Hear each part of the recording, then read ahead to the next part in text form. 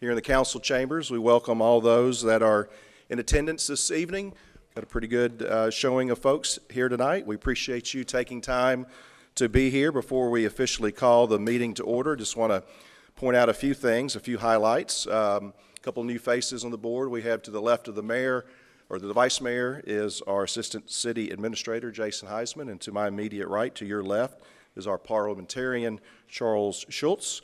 This evening we've got 3 public hearings on our agenda, and so sometimes that adds a little bit of confusion to the people who would like to speak, because we also have something on the agenda known as citizens to be heard. So if you'd like to speak to the board on the 3 public hearings, you do not need to fill out a sheet called citizens to be heard. If you're going to do citizens to be heard, you do need to fill out a sheet. We use the rules and guidelines for citizens to be heard for both public hearings and citizens to be heard. So it's often good to pick up a sheet just so that you'll read the guidelines and the rules as well. This evening, our invocation will be led by Tony Fisher. Our Pledge of Allegiance will be led by Alderman Massey. Please rise.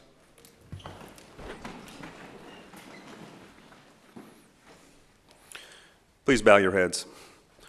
O Lord, as spring begins and things start to bloom, we are reminded of how beautiful our city is and what a gift you've given us. We thank you for this and all the blessings that you have provided us. As we meet tonight, be with this board and their deliberations and help them be wise in their decisions. Guide our hearts and our minds in the spirit of fairness, right thought, and speech, and help our leaders make decisions that will be pleasing to you. We ask this in your holy name. Amen. Of the United States of America, and to the republic for which it stands, one nation, under God, indivisible, with liberty and justice for all. Please be seated.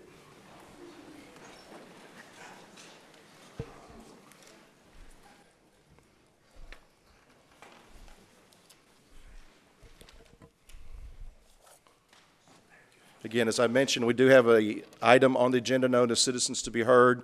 That comes as item 6, and so you have until just before that time to bring those forms forward, and you can give those to our clerk, Michelle Betty. I'd also like to just point out a couple of folks in attendance this evening. We have our Executive Director, President, CEO of the Chamber of Commerce, Janie Day, somewhere, if you can wave to the audience. We also have our Lions Club Person of the Year here as well, Elaine Cates, if you could wave to everyone. Thank both of you for being in attendance this evening. That brings us to item 4 on the agenda, adopting the agenda for tonight's meeting. The agenda is sent to the public ahead of time. It's pre-published and presented to the public for their consumption. This evening during executive session, we had several items that the board requested to move around throughout the agenda this evening. Items on the consent agenda, items 9B, 9C, and 9G were requested to be presented during the regular meeting this evening.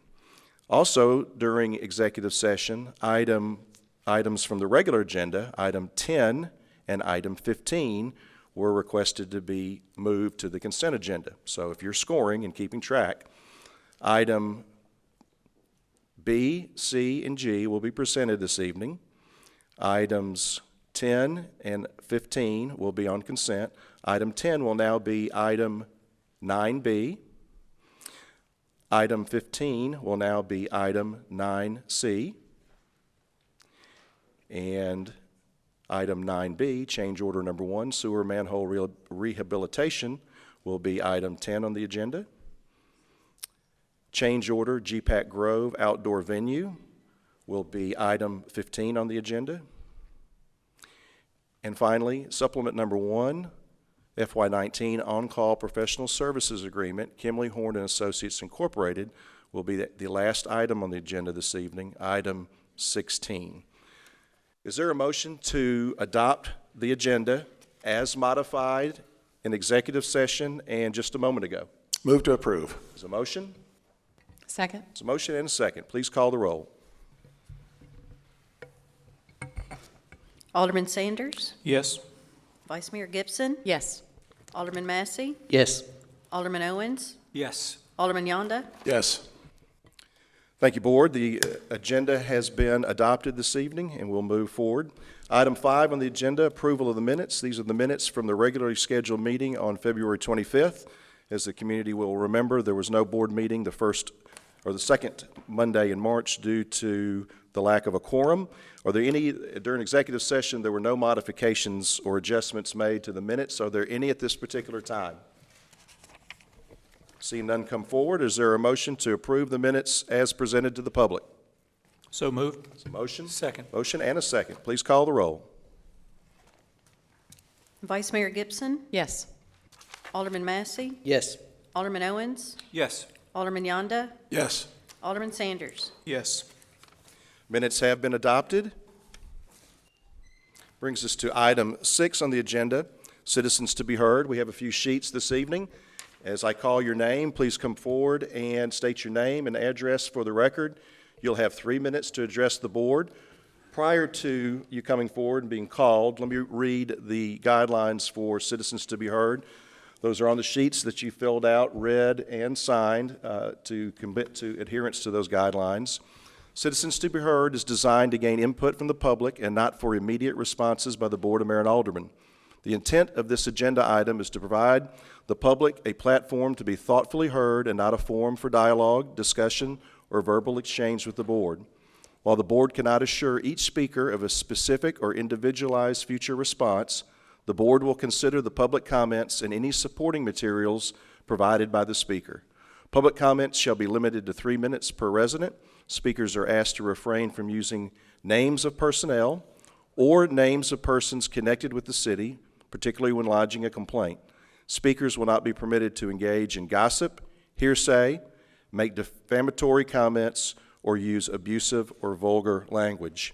The presiding board chair shall have sole authority to terminate the remarks of any individual who is disruptive or does not adhere to board rules, and no one would do that. First person on the agenda this evening to speak is Ann Parker. If you could come forward and state your name and address for the record, and you'll have 3 minutes. Ann Parker, 8388 Delaware Cove. I stand here tonight to represent the 425 and growing folks that have signed a petition against the proposed cell tower to be moved from the Dogwood Elementary School. We strongly request you look at this move to be further from the school building. We are not against the cell tower, but we are against the proximity it is to our school and our young children and teachers. Please make this consideration and to make a difference between us and not being a tragic headline and a headline that the community can take as a positive change for our safety. Thank you. Thank you, Ms. Parker. Thank you for bringing forth your comments. The next speaker this evening will be Jennifer Bell. Ms. Bell, if you could come forward and state your name and address for the record, and you'll have 3 minutes to address the board, and you can move the microphone up and down. Okay. All right, there you go. I'm Jennifer Bell, 2111 Prestwick Drive. Thank you for the opportunity to let me speak with you tonight. I'm here to voice my opposition to the cell tower proposed for Dogwood Elementary. My daughter is a student at the school, and a school is a very bad choice for a cell tower for many reasons, including radiation health issues, lowered property values in area homes, safety issues including hazmat materials stored on site, maintenance workers going in and out of the area, and even site fires. We would like the BMA to find an off-campus location for this tower. At the Planning Commission meeting in February, we were told it was illegal to vote against this tower based on the Telecommunications Act of 1996. However, this is not necessarily true.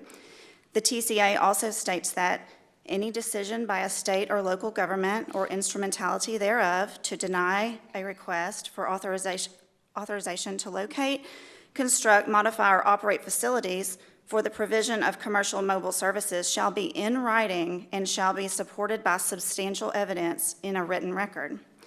It is my understanding that the city lost a case with Cellular South going back to October 2012 through 2015 because citizens did not provide substantial evidence in written form. We are prepared to do that.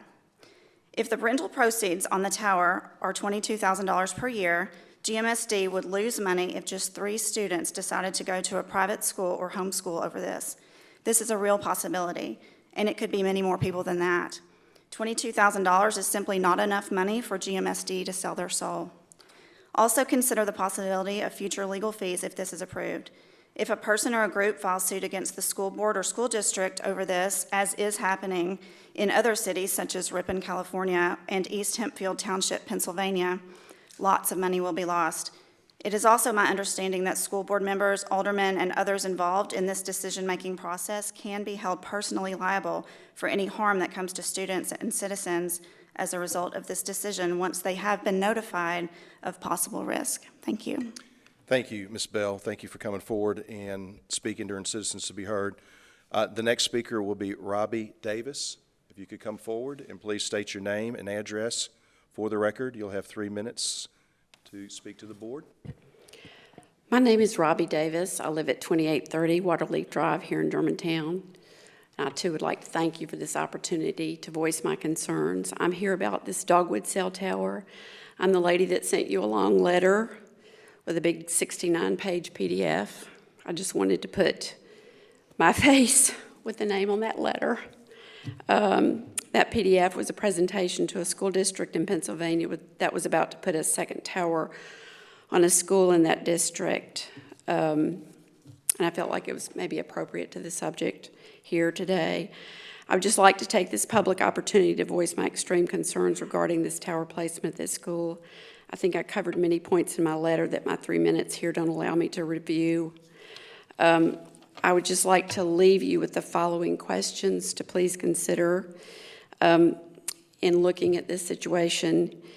What if the FCC is forced to update its guidelines with respect to biological harm, considering RF, like so much of the recent science points to?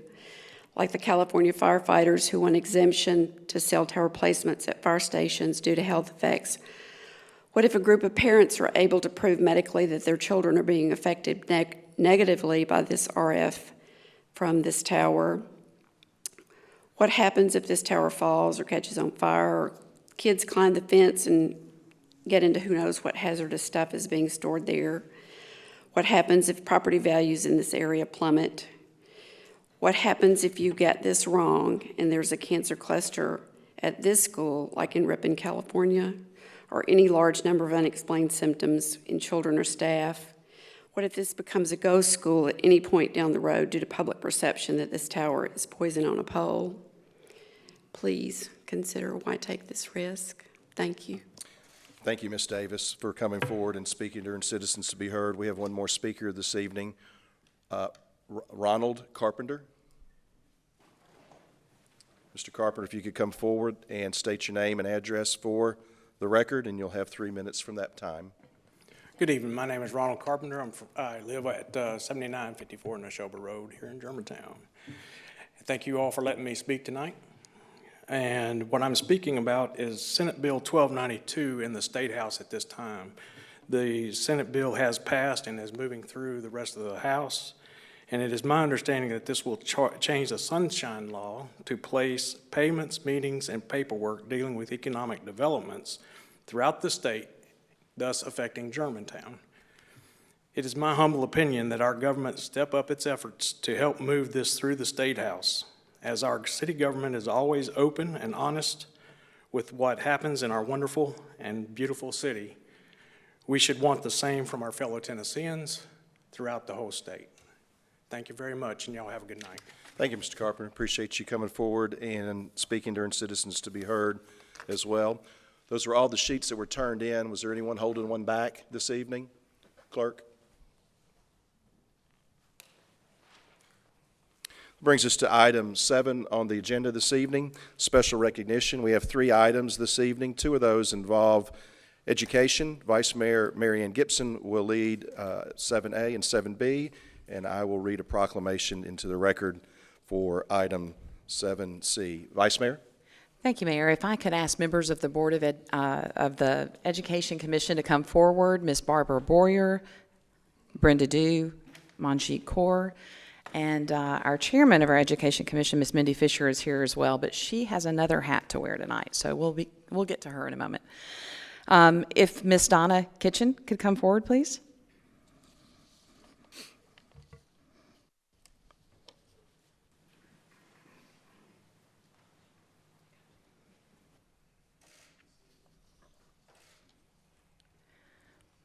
It is an honor for the Germantown Education Commission to present the March 2019 Teacher of the Month Award to Ms. Donna Kitchen. Ms. Kitchen teaches special education at Riverdale Elementary, where she has made a difference in her students' lives for the past 9 years. It is clear to the Commission that she has a passion and love for teaching. She demonstrates excellence every day in her interactions with her students, her parents, and her peers. Ms. Kitchen is active in the Riverdale community as a mom of 2 fourth-graders.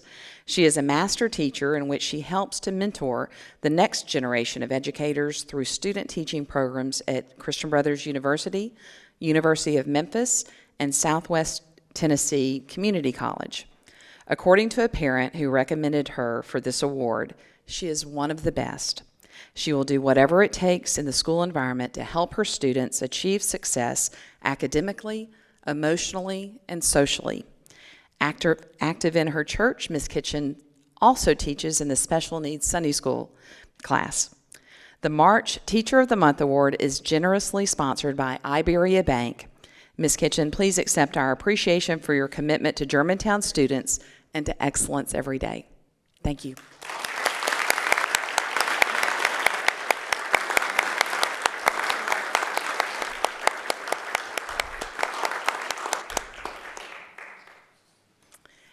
If I could have Mr. Matthew Fisher come forward.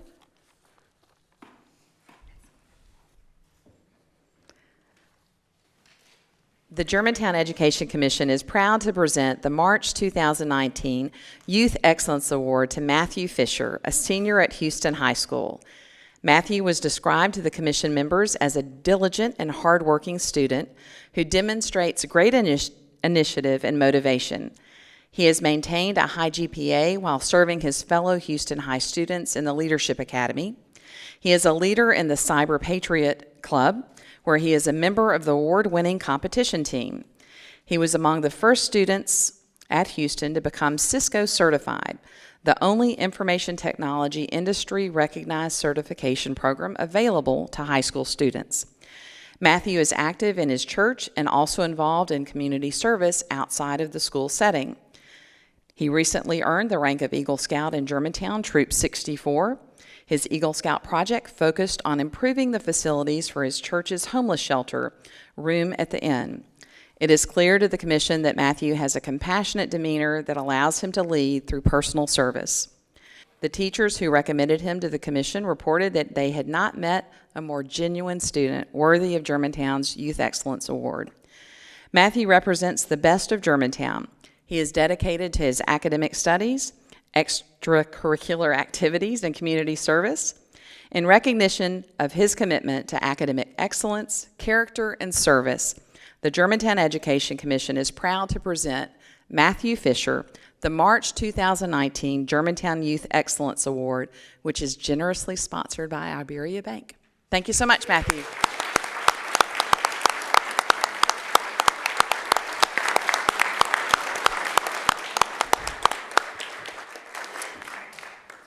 Ms. Kitchens and Mr. Fisher, the Board of Mayor and Aldermen joins in this celebration by congratulating you. It's wonderful to have teachers that are committed and students that are also committed as well in our community. Mayor, can I interject just one thing? Oh my gosh, yes. Principal Bond is here as well. It's always so great to see you come and support your teachers. We thank you for being here. Former Alderman Lisa Parker, as well as former Board of Education member Lisa Parker is here as well. Great. Thank you. Thank you, Vice Mayor.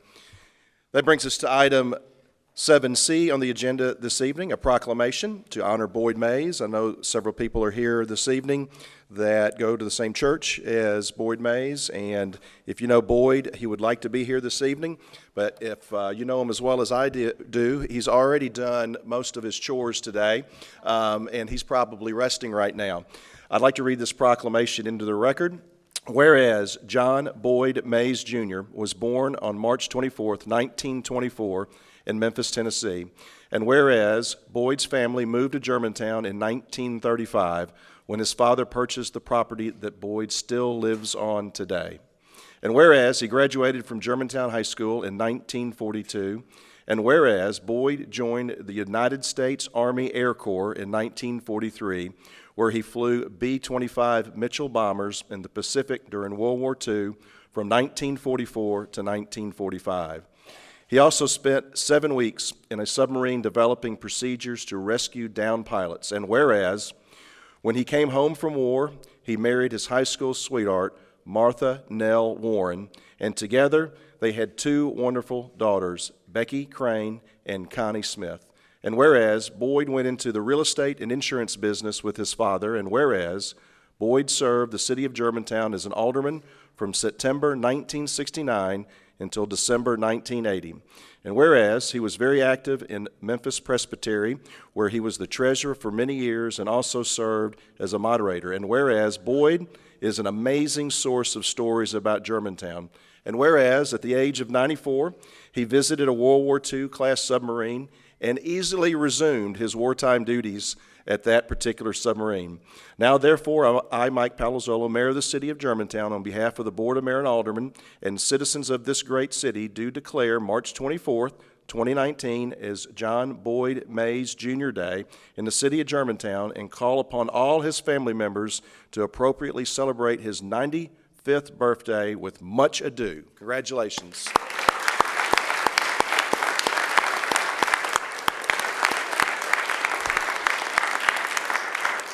There are some fellow Kiwanians in here, and former Mayor Goldsworthy led an effort to fill Boyd's mailbox up because he religiously goes to his mailbox each and every day. And so I have a feeling last week it was stuffed to the brim with birthday wishes and birthday cards. That brings us to item 8 on the agenda this evening, Alderman Liaison Reports. We move through Alderman position 1 through 5. Alderman Liaison Reports talk about their particular boards and commissions. Alderman Sanders. Thank you, Mayor. I was happy to represent the people of Germantown, Tennessee at the Tennessee Municipal League Legislative Conference last week in Nashville. It was well attended by approximately 175 mayors and aldermen from various municipalities across the state. We heard presentations from our legislators from various committees, from the Senate and the House, the State Comptroller, the Department of Economic Development, TDOT, and others. We are also fortunate to have a visit from our new governor, Bill Lee. From the Beautification Commission, I'd like to report the Arbor Day tree giveaway was successful. We distributed 770 free trees to our Germantown residents and sold 102 fruit trees and berry bushes. The few remaining berry bushes were planted at our farm park. From the Senior Commission, we will hold our spring seminar on Thursday, April the 11th, from 9:30 to 11:30 at the Pickering Center located at 7771 Poplar Pike. This year's seminar is a presentation from our Germantown Police Department and Fire Department on terrorism, shooters, and fire safety. Citizens are asked to call and make their reservation at the Parks Commission at 757-7375 because we only have room for 100 participants this year as lunch is being provided. I've placed some flyers in the table out front in the lobby in People Street. Also out there are some flyers for our 50-plus residents of activities that will be held at the Pickering Center about an upcoming trip to Lancaster, Pennsylvania, June 2nd through 8th, technology and photography classes offered during April, and various other social activities for this age group. And from the Public Safety Education Commission, we're pleased to announce to our residents that we will once again partner with the Drug Enforcement Administration in their National Drug Take-Back to collect unwanted prescription drugs from 10 to 2 on Saturday, April the 27th. Not all prescription drugs are eligible. DEA will not accept aerosolized inhalers, liquids, needles, or sharps. Only pills or patches will be accepted. We encourage our residents to bring those unwanted medications to the Kroger at 7735 Farmington Boulevard or the Walgreens at 9325 Poplar Avenue. This service is free and anonymous. No questions will be asked. And finally, from the Technology Commission, we met last Thursday and discussed the proposed cell tower at Dogwood Elementary, and the Commission has also been discussing the new Germantown On the Go mobile app that provides our citizens the ability to conveniently report issues straight from your smartphone. You can find information about community events, sign up to receive urgent alerts such as road closures, and I encourage all of our citizens to download this free new mobile app and give it a try. Thank you. Thank you, Alderman. Very thorough report. Vice Mayor Gibson. Thank you, Mayor. The Education Commission is busy preparing for the Battle of the Brains. It is our annual STEM competition that will be held this Saturday, March 30th at Houston High School, beginning at 2 p.m. We welcome the public to attend and engage with the students. The projects are, in short, amazing. The Einstein Trophy will be awarded again this year to the winning project. The Public Arts Commission met last week to discuss the progress that we're making in creating an inventory of all city art pieces, establishing a public art policy, and how public art would be used at the Grove at GPAC.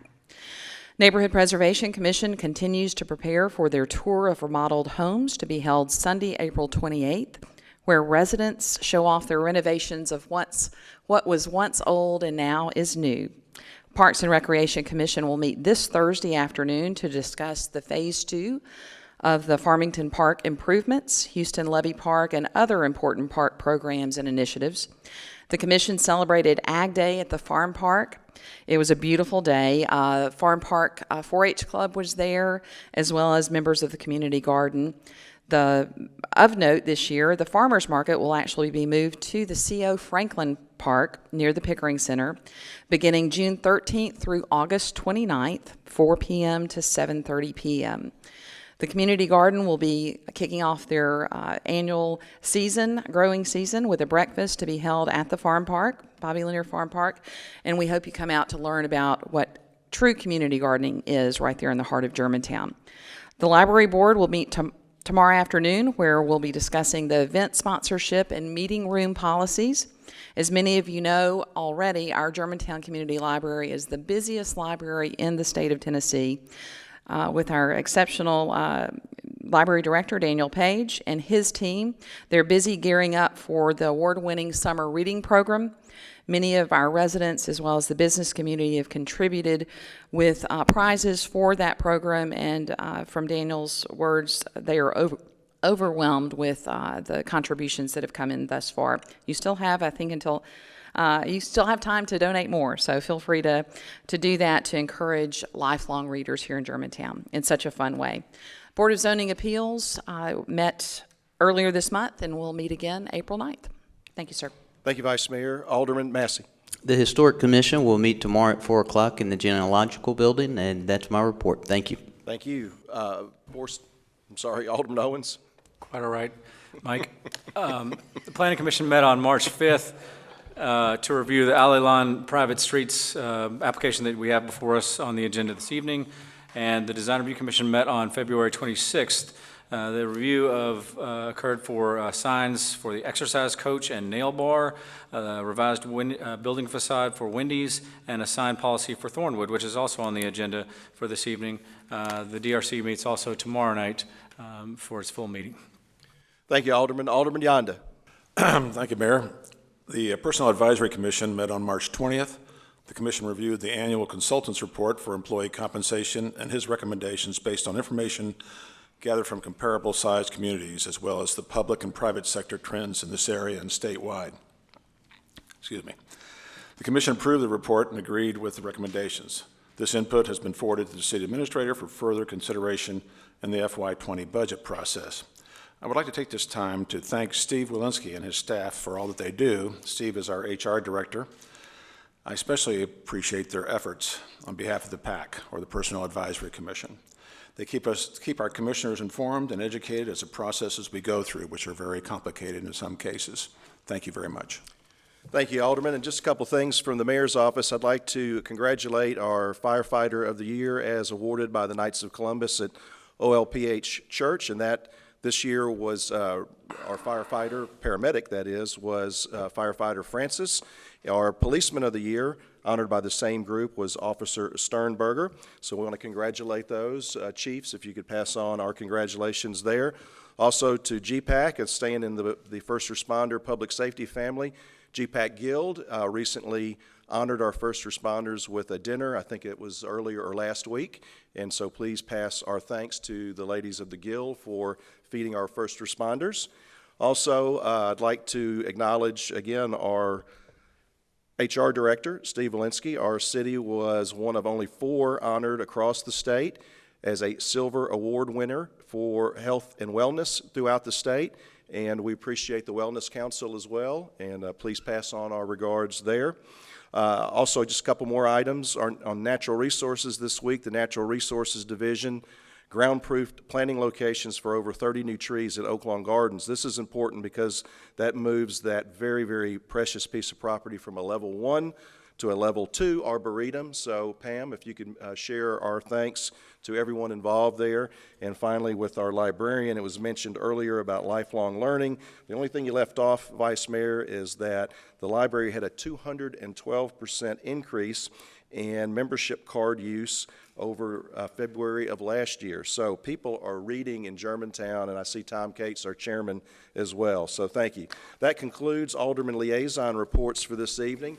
And those assembled tonight, thank you for your patience. A lot of you are here or have been here for the special recognition portion of our program. I always like to say, at this point in time, if you'd like to discreetly get up and leave, you can, or you can stay for the entire meeting. And some of those people may have already done so this evening, and so we welcome you to stay. We're not trying to run anyone off. That brings us to item 9 on the agenda, the consent agenda. As mentioned earlier, there was some movement from the regular agenda to the consent agenda. I'll read the consent agenda into the record. Item 9A, Agreement Wireless Transmission Facility Lease Extension for T-Mobile South, LLC. Item 9B, Appointment, Germantown Athletic Club Commission, Alderman Liaison, Alderman Rocky Yonda. Item 9C was moved, obviously 9B and C were moved earlier from the consent agenda, and it was replaced by item 15, Public to Private Street Conversion, Aldermen Subdivision Final Plan. Item 9D, Contract Fireworks. Item 9E, Donation Germantown Community Library. Item 9F, Purchase Firefighter Turnout Gear. And again, as mentioned, item 9G was moved from the consent agenda and is now item 16. Is there a motion to approve the consent agenda as modified? Move as approved. Is there a second? Second. Thank you. Please call the roll. Alderman Massey, Yes. Alderman Owens. Yes. Alderman Yonda, Yes. Alderman Sanders, Yes. Vice Mayor Gibson. Yes. Consent agenda is approved. That brings us to item 10 on the regular agenda. Change order number 1, sewer manhole rehabilitation. Mr. Lawton or Mr. Mills? I'll make the presentation, Mayor, and the board has any questions, myself and Public Works Director Bo Mills would be more than happy to address those. The City of Germantown has as one of its operational objectives in the Public Works Department is to eliminate throughout the city any type of sewer backup into an individual's home. I can't think of anything worse than having the Cove's sewer backup into your house, your bathtub, whatever it might be. And so as part of Mr. Mills and the department's operational objectives, they work extremely hard to make sure that they do an assessment of the sewer lines throughout the city, including the manhole infrastructure, to make sure that that is where it needs to be. So we're preventing the amount of water infiltration coming into our sewer and thus forcing backups into the community. I can say, and Bo, correct me if I'm wrong, probably for the past 5 years, we've had maybe just a few sewer backups, and it's because of the work and dedication that the men and women in Public Works do. So during the budget season, Public Works Director will analyze the needs of our sewer system throughout the city and make a recommendation regarding funding for either cured in place pipe, which is like a slip sock through the sewer line to protect it from water infiltration. The other key component of that is the manholes themselves, where you can receive a lot of water infiltration into the sewer. Mr. Mills identified early on in the budget developed about a year ago that we would need funding to replace sewer manhole infrastructure work throughout the city. And a contract was awarded by the board last year, in early fiscal year 19. We are now coming to the board with a requested change order in the amount of $65,000 to increase that contract from $150,000 to $215,000. There will not be additional funding coming to the utility fund to support this. Rather, we will transfer the additional $65,000 from our cured-in-place pipe work that is currently in good shape this year. This will allow us to address 35 additional sewer manholes throughout the city. And let me back up, in particular in one area, in the Woodridge Bridge subdivision and portions of Poplar Estates, where Public Works has received concerns about the need to address that, and also their own inspection of the system. Mayor, this change order before you did follow the normal change order approval process that's in place per the city's purchasing ordinance, and it's now before the board for approval. No work has been done in the rehabilitation of these additional 35 manholes pending approval by the Board of Mayor and Aldermen this evening. Thank you, Mr. Lawton. Is there a motion to approve change order number 1 with CTR coatings for the sewer manhole rehabilitation in the amount of $65,000, increasing the contract amount from $150,000 to $215,000? Is there a motion? Move to approve. Motion? Second. A motion and a second by the Vice Mayor. A discussion is open. Alderman Yonda, would you like the floor? No. Alderman Gibson, or Vice Mayor? Good, thank you. Alderman Massey? Sure. So, Patrick, can you tell me why this wasn't part of the original bid? I will ask Mr. Mills to respond to that. Yes, sir. During the winter, we had some complaints over in that area. During the winter, we had some complaints over in that area. Just doing our inspection, we found some infiltration. I guess the question, though, is why wasn't this discovered when the original bid went out? So we had a list that we were working from on the original, and we discovered additional. And who discovered the additional? A superintendent of the sewer division. And did our contractor look for these additional manholes, or? No, sir, he had nothing to do with it.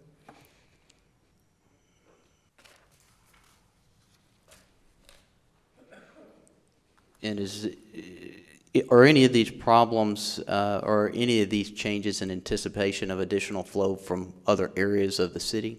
No, sir. So these are all changes that needed to be made just for the existing residents? From what we discovered, yes, sir. And can you just explain briefly the process that was used for discovering the additional? Just checking the sewer manholes, pull the lids off and look inside and see water pouring through the walls.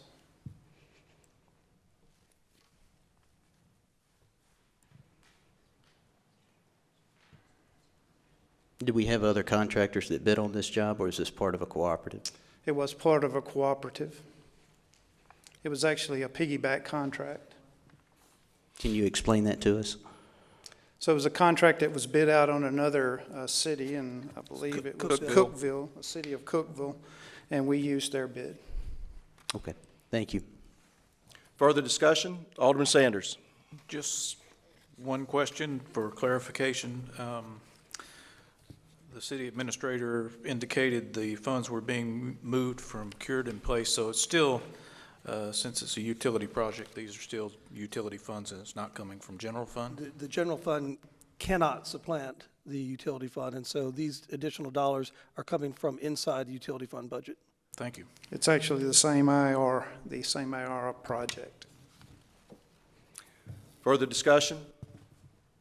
It's been properly motioned and seconded. Please call the roll. Alderman Owens, Yes. Alderman Yonda, Yes. Alderman Sanders, Yes. Vice Mayor Gibson, Yes. Alderman Massey, Yes.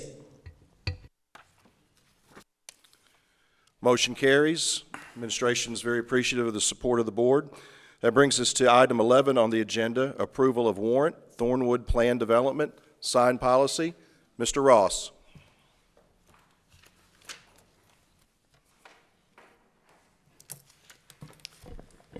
Thank you, Mayor, members of the board. This item in front of you is an approval of a warrant for a comprehensive sign policy for the Thornwood development. Just a little bit of background on Thornwood, and in the case of signs as well. Thornwood, as we all know, is located within the Central Business District. The property was part of the rezoning that was done to that area, changing the zoning to T5 as part of the Smart Growth Plan in 2007. Thornwood began its approval process with the city with the outline plan in April of 2014, and their last development contract was approved by this board on October 24, 2016. They did receive approval for plans and development contracts for phases 1, 2, 3, 4, and 5 during that time. As noted in your staff report, there are no plans filed with the city for phase 6, the last parcel. The DRC met on February 26th of this year and reviewed the overall sign policy and considered the deviations from the Smart Code sign requirements. As noted, the Smart Code has a division dedicated to signs, Division 8. Thornwood is asking for relief through the warrant process for deviations from Division 8. Let me touch on those at this point, but as part of signage approval, all signs are subject to approval by the Director of Economic and Community Development. A warrant has to go before the DRC, and as you all know, any warrant approved by the Planning Commission for site warrants, site design warrants, and any warrant for signage approved by the Design Review Commission both have to come to the Board of Mayor and Aldermen pursuant to 23-742D and 745E. So what they are asking for is a sign policy for all 5 phases with special attention to phase 5. It includes signage for the project, which can be approved administratively under the sign policy of up to 75 square feet, and they would have to ask for a maximum at 100 square feet to the Design Review Commission. This falls directly in line with the sign regulations pursuant to Chapter 14 of our ordinance for any of our other commercial districts. They are also asking for multiple wall signs for tenants along the property line. This would be for property lines on, facades on Germantown Road and Neshoba Road, as well as internal to the site. Those would be wall signs, hanging blade signs, and sandwich board signs.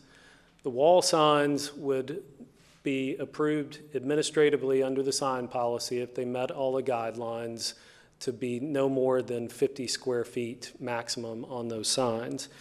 As you can see from attachment 2 in your packet, again, that 50 square feet is in line with the ratios provided by the section 14 of the ordinance, and it falls in line with a 1 square foot per 1 linear foot of storefront. But the project identification sign is under 2C1, and then tenant space sign is under 2C2. It's also identifying the color, the depths of letters. You can see that they have designated alabaster white as the standard color for the development. Project identification signs, so these larger signs will all have to be a Duronic bronze color. Any logos, as long as it does not exceed 10% of the maximum signage area, also fall into the same administrative approval category that is currently allowed and afforded to other shopping centers and commercial spaces by Section 14. And hanging blade signs, this signage is similar to what was approved by the Design Review Commission for Saddle Creek, and these will not exceed a total sign area of 9 square feet per side. This is under 3C in terms of the size. And then the sandwich board, while not completely on my slide. Sandwich boards can only be on the parking deck side as indicated by 4B. They can have a maximum sign area of 5 square feet per side and a maximum height of 42 inches and width of 30 inches. They have to be displayed outside of the store that is using them only, so you can't put it up in the middle of the parking deck or in front of another store, and it cannot interfere with pedestrian travel and must be stored inside on outside working hours. Again, this is a sign policy that is in line with similar approvals for our traditional commercial districts, but because of the smart code nature and the requirements of Division 8, the warrant application is in front of you. Division 8 is still working under the regulations that were in place prior to the Design Review Commission modifying Section 14 of the ordinance in 2014, which changed it from a half a square foot per linear foot, which was allowed for our commercial districts, to 1 square foot per linear foot, and then a request moving up to 1.5 by the DRC. Currently, they're not asking for that other than for the project identification sign to go up to 100 square feet, dependent on the scale of the building. At the DRC's meeting, they reviewed all of these details and determined that the size and placement that they were requesting was in line with good design principles as well as scale to the project to provide for signage that completed the development and gave it a well thought out and well designed look. So they supported it, and it is now in front of you tonight. Happy to answer any questions. Thank you, Mr. Ross, for the presentation. Is there a motion, a warrant motion, to approve a warrant from Division 8 Signs to allow a sign policy for the Thornwood Plan development? So moved. It's a motion. Second. It's a motion and a second by the Vice Mayor. Discussion? Alderman Owens, would you like the floor? Yeah, thank you, Mayor. I've got some notes that I'd made, but I really like the, I think the blade and the menu boards, Mr. Ross, give us a really nice touch. It kind of gives me a Rosemary Beach sort of feel, other areas of neo-traditional type design. In my opinion, Thornwood already provides first-class architecture, building materials, landscaping, and great urban design. I think now we have classic yet restrained signage that will enhance the appeal of the center, but also provide necessary identification for those tenants. I believe it ties the center together in a consistent and cohesive way. I know we have to provide rationale for our warrants, and so I'm just going ahead and doing that as I speak. I will be voting in favor of this. I just want to make sure I understand this warrant and the subsequent sign policy that we'll be approving with it. This will permit the Thornwood tenants to have the same allowances as other businesses within the city of Germantown. That is correct, Alderman. That's all, Mayor. Thank you. You spoke affirmatively. Anyone against this particular item would like to speak, have the floor? Vice Mayor, would you like the floor? Just to simply confirm something that Mr. Ross and I had spoken about earlier, the scale being more than appropriate. For this warrant, in your opinion? Yes, ma'am. In my singular opinion, that the scale that they're asking for, and it's demonstrated by the 3 signs that went up as part of the development of this sign policy, the Nuke sign, the Bella Vita sign, and the Buff City Soap sign. We removed a picture from the slide that was included with the Design Review Commission, but each of these signs is going to be on a designated area. The wall sign will be on a black iron fabricated sign band area. So there's not going to be any drilling into the building. All signs will be locked into those black areas that look as though they've been riveted together in the same historical architecture that Thornwood has displayed throughout their design style. And so those will be the sign band area for anything moving forward. Thank you. Further discussion? Alderman Sanders. I'd just like to confirm since we're allowing the developer to make the applications for the businesses, we're still going to collect the appropriate fee per sign. We're not losing any fee for applications. Alderman, just to clarify, the developer is only applying for the sign policy. Each store, each tenant of Thornwood will have to come in either themselves or with a sign fabricator, and they will have to make the application, and we will review it administratively, but all fees will remain the same. Okay, great. So this is just another layer of approval, but it makes it so that each tenant is not going to have to come in front of the DRC, but they still do have to come into ECD's office and file the application, be reviewed, take that application to Shelby County for a permit from Shelby County to install their sign, and then they can install their sign. So it's a multi-step process with checks along the way. Okay. And the way I understand it, we're not giving Thornwood any special privileges that are available to every other shopping center in a smart growth district, correct? Correct. And most of the dimensions, there's just one or two that are different, but most of the dimensions are already what they are in the policy. We're not expanding some of those, correct? Correct. You can find these same dimensions in shopping centers around the city, including recent sign policies that the DRC approved that did not have to come to the board at Germantown Collection and Germantown Village Square. Okay, thank you. Further discussion? Alderman Massey? Mr. Ross, how would the developer be impaired by the existing ordinance? The existing ordinance only allows for half a square foot per linear foot of store frontage, so it reduces the available square footage for signage. But the purpose of a comprehensive sign policy is twofold.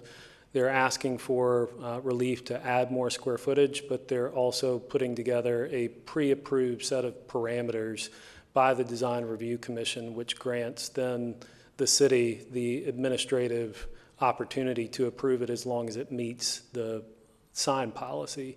If that were not the case, each individual tenant, which has been the case for Nukes, Bella Vita, and Buff City Soaps, will have to come in and fill out applications, go in front of the Design Review Commission, and move forward without the ability to fall under the comprehensive sign package. Can you tell us why a different sign code was established for the smart growth districts in comparison to the rest of the city? When the Smart Code was originally approved in 2008 and then also revised in 2013, the sign code Division 8 was in alignment with the existing Chapter 14 of the city's ordinance at that time. In late 2013 and 2014, when the Design Review Commission was considering modifications to Chapter 14, they decided at that point not to move forward with any changes to Division 8 of the Smart Code because we did not have any projects moving forward at that time. They wanted to wait until projects started moving forward and needing signs. We are at that point now with smart coded projects that have been built and are now requiring signs. We're working with Trevere on a comprehensive sign policy for their development as well. Would you say that the current smart growth sign ordinance is more conservative than the ordinance that's being proposed? I would say that it was in alignment with our previous regulations before, which were very conservative, and the Design Review Commission did not change them at that time, so that does leave them more conservative than our other commercial signage regulations in Chapter 14. My concern, Board, is that this development has already been granted a lot of warrants and a lot of changes, and there's been a lot of impact to the people that live around there. My biggest concern, it has to do with the signs that are hanging down. I think you called them the hanging blade signs, Mr. Ross. We're going to have those on Germantown Road and on Neshoba. And if you don't live in those areas and you don't see them on a daily basis, I don't know that it's an issue. If you're just shopping there, maybe you'd like them. But the people that live there have expressed some concerns about the visibility, the greater visibility of some of these signs. And so that's really where my biggest concern lies. Now, in your picture, Mr. Ross, you also showed a sign and it had a red border. Are the signs actually going to have some kind of border, or are they just going to be the black signs as shown below the red border? Alderman Massey, the red border is simply meant to highlight the area of the request. So they will be the black area, the black fabricated metal area that you see out there for the existing sign. And also to clarify, the blade signs are not lit, internally illuminated. There is no electricity to those. They're simply blade signs, similar to what you already see at Saddle Creek. And I've been passed a note. The hanging signs will only be on the parking deck side, so the blade signs will only be internal to the development and not on the Neshoba or Germantown road sides. Okay, so the developers agreed to that. There's no blade sign now on Neshoba or Germantown Road? Yes, sir. Okay, good. But beyond that, Mr. Ross, is there, could the developer accomplish what he's wanting to accomplish under the existing ordinance? From a design perspective and from a tenant request perspective, no. Each tenant would have to come in and ask for their own individual warrant.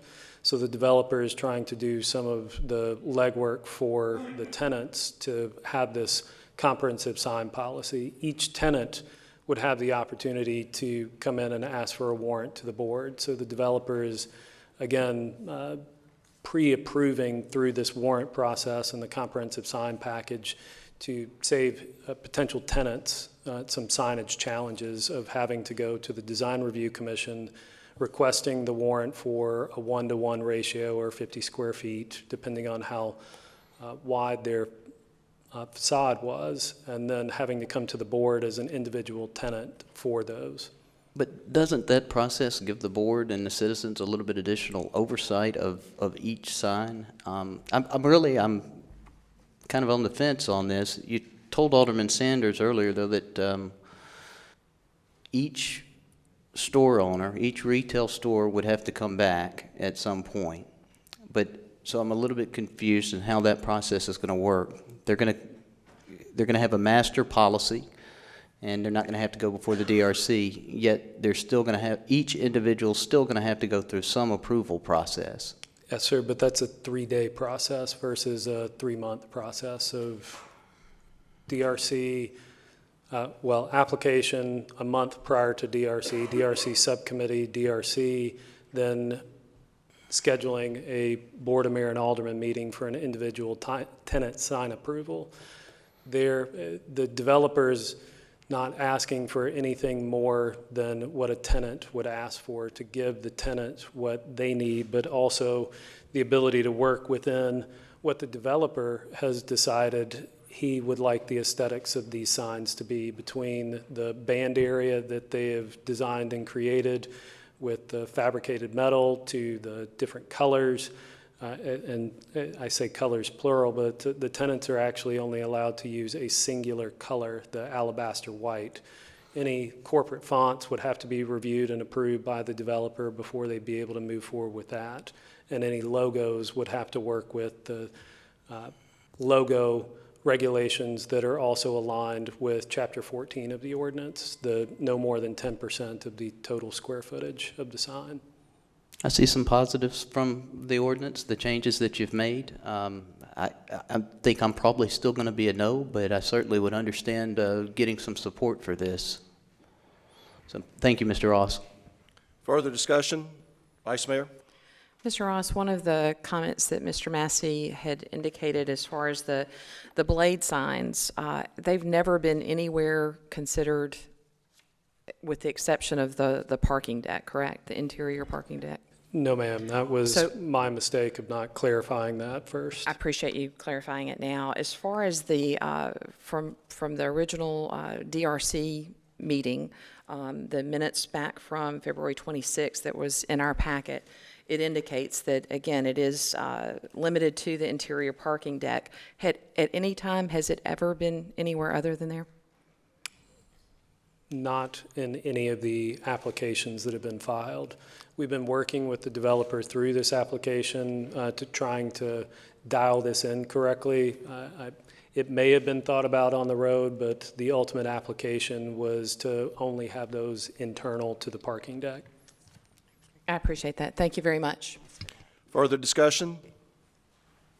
I guess, Mayor, just to follow up with Alderman Gibson's questions, I guess part of the confusion was created because it looks like the Thornwood picture here looks like it's facing the street, and then you have the residence. So the examples that were used kind of indicated that it was going to be on the outside, so I could see why residents might question that.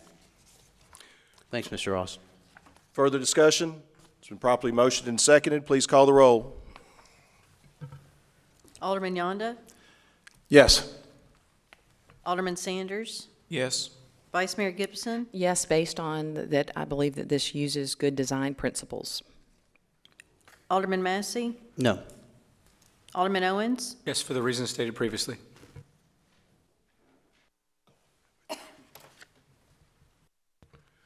Thank you, Board, for that moves forward and is adopted. And that takes us to item 12 on the agenda this evening, Ordinance 2019-7, Amendment to Subdivision Ordinance, Chapter 17-60, Parkland Dedication, second reading and public hearing. Mr. Ross. Thank you again, Mayor, members of the board. Ordinance 2019-7.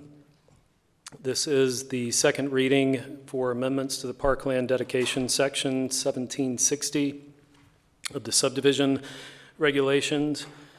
The application that was provided by the Planning Commission in August was to update the Parkland Dedication Ordinance to address all residential projects, including those within the smart coded areas, as well as retirement housing areas. So there's three basic updates to the original Parkland dedication that was adopted in 1986. All residential projects there's three for the original.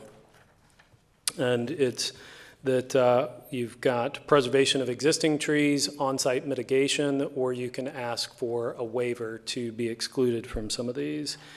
There are three basic updates to the ordinance that I'll go over after I run through this timeline real quick. This was started in August of 2018. At the end of August, Planning Division staff presented this to the Park and Recreation Commission. And in September, it was moved forward to the Planning Commission Subcommittee. In October, the Planning Commission reviewed it and requested some revisions. They again saw it at the subcommittee in mid-October. Planning Commission also again reviewed it at their November meeting and asked for the city attorney to review proposed ordinance language relative to case law. And moved forward to the subcommittee in December and was asked to be put on the next regular agenda, and Planning Commission approved it on January 9th at their regularly scheduled meeting, and you had your first reading on February 25th. The updates that have a significant amount of words up there, but I'll summarize those. All residential projects are going to be required to contribute to parkland dedication, and the update includes zoning districts with residential uses that include retirement housing and all of the smart code districts. These are the zoning districts with residential components that have been added to our code since 1986. Another change is that the fees may be used for parks on a city-wide level, as the ordinance currently references Parks District, but the city does not have any parks districts. The city has neighborhood parks and comprehensive park complexes, so the idea is that these fees should be used for parks and capital improvements in accordance with the parks master plan that's been adopted by this board. As part of our current review policy, the Parks Director reviews preliminary design plans as a member of the Technical Advisory Committee that reviews development projects for the city. The Parks Director is asked to review and comment on all plans for all proposed development projects. The ordinance allows for the Parks and Recreation Commission to review any development plans if the development plan has an associated park associated with it. But the ordinance also states that the Parks and Recreation Commission cannot delay any approval by the Planning Commission based on Planning Commission's review. There is in the state laws a limited amount of time that is also applied within our city ordinance for Planning Commission to review applications. So that's why that language is in there. This does follow our Forward 2030 strategic objectives for the city experiencing positive trends in assessed value, as well as asset renewal being fully funded and takes place as scheduled. We discussed as part of the timeline that the city attorney has taken multiple reviews of that. City attorney has reviewed case law that was presented by both staff as well as citizens as part of the Planning Commission review and feel comfortable with it moving forward. Happy to answer any questions prior to third reading. Thank you, Mr. Ross. Appreciate your comprehensive review presentation.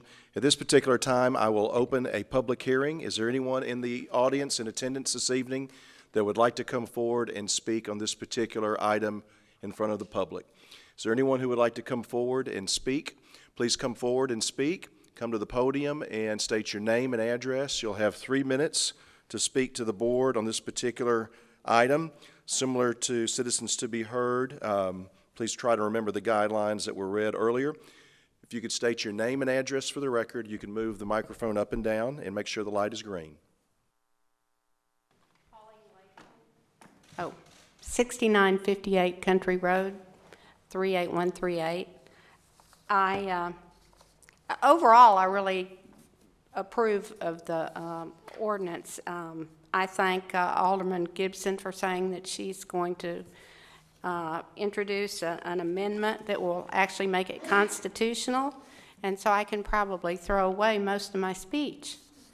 But I do have some reservations. One of them may be legal. I don't have anything like LexisNexis or anything. I have Google, so this is, I don't have all the information, but one thing that concerns me legally is that this ordinance does not have a time limit for the city to spend the funds that it collects. And I'm concerned that that may not be right. I can't cite any cases, but, well, there was a case about a fire station. They had a fiscal impact fee for fire stations, and there was a 5-year limit on when the city could spend the money, and they didn't spend the money on a fire station, and they had to, according to the court, return it. So I think there may be some issue, if you all could look at it before the next reading, on a time limit in order to spend the funds. And the reason I know so much about fiscal impact fees is Williamson County has a fiscal impact fee for schools, and they're currently in a lawsuit. And I was looking at that, and that's because I'm so in favor of fiscal impact fees. So I hope you all, when you finish this study on the cost of development, you will consider fiscal impact fees and just make sure they follow all the guidelines so you don't get sued like Williamson County. And the other thing I had to say is, one thing I really don't like about this is puts a lot of power into the administration as opposed to the citizen committees.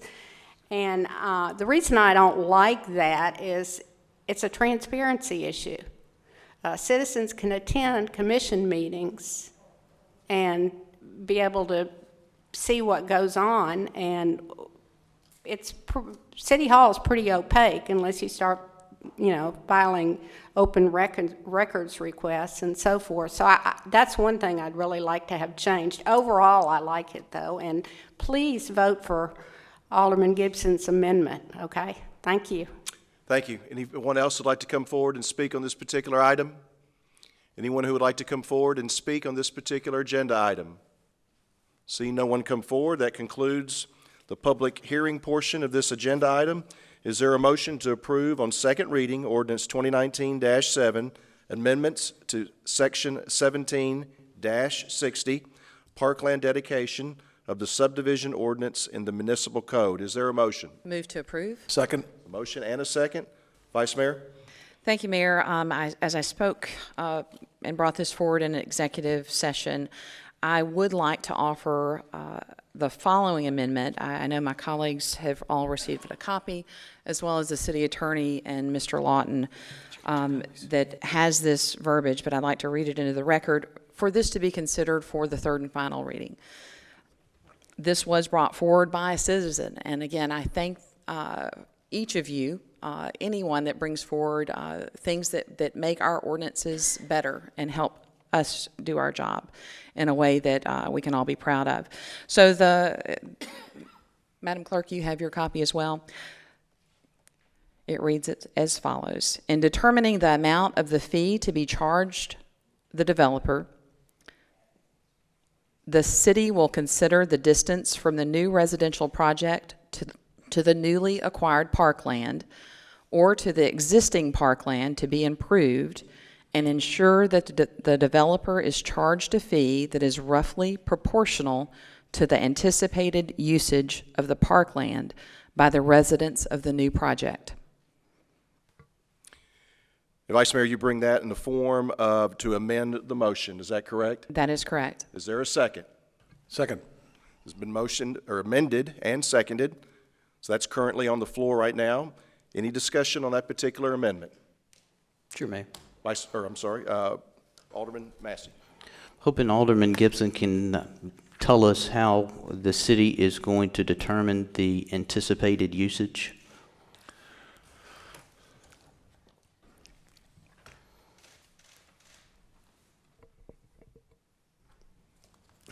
Is that a question to me? Yes, it is, Alderman Gibson. I'll defer to Mr. Lawton. I'm sorry, repeat the question. Well, the question's to Alderman Gibson. I think it's her motion, it's her amendment. If she could just provide the answer. Yeah, just direct it through the chair. Go ahead and ask your question again. So, Mayor, I'd like for Alderman Gibson to explain how the anticipated usage is going to be determined, because apparently that's how the proportionality is determined. So I'm just trying to get an idea of how the city is going to apply this equally to all of our developers. We'll look at our city attorney and or community economic development director. Mayor, I'll Okay, respond sure. that we're not talking about an impact fee with this. We're talking about this amendment to the parkland fee that would extend this, and any of those type of discussions regarding the usage of the dollars, we can certainly put through with the Financial Advisor Commission and make a recommendation there. Well, but I think the city attorney, it's fairly vague as to what the anticipated usage is going to be. So, if I were a developer, I would challenge that language. It's vague because you don't have a specific development right here in this proposal. You have to look at it on a case-by-case basis, where it is, where the parkland's going to be, how many people are going to be there. It's not something, these guidelines that are given take specific facts when they're looked at later on and see what considerations were made. The individual developments are never going to be the same. The proportionality is never going to be the same. The distances will never be the same.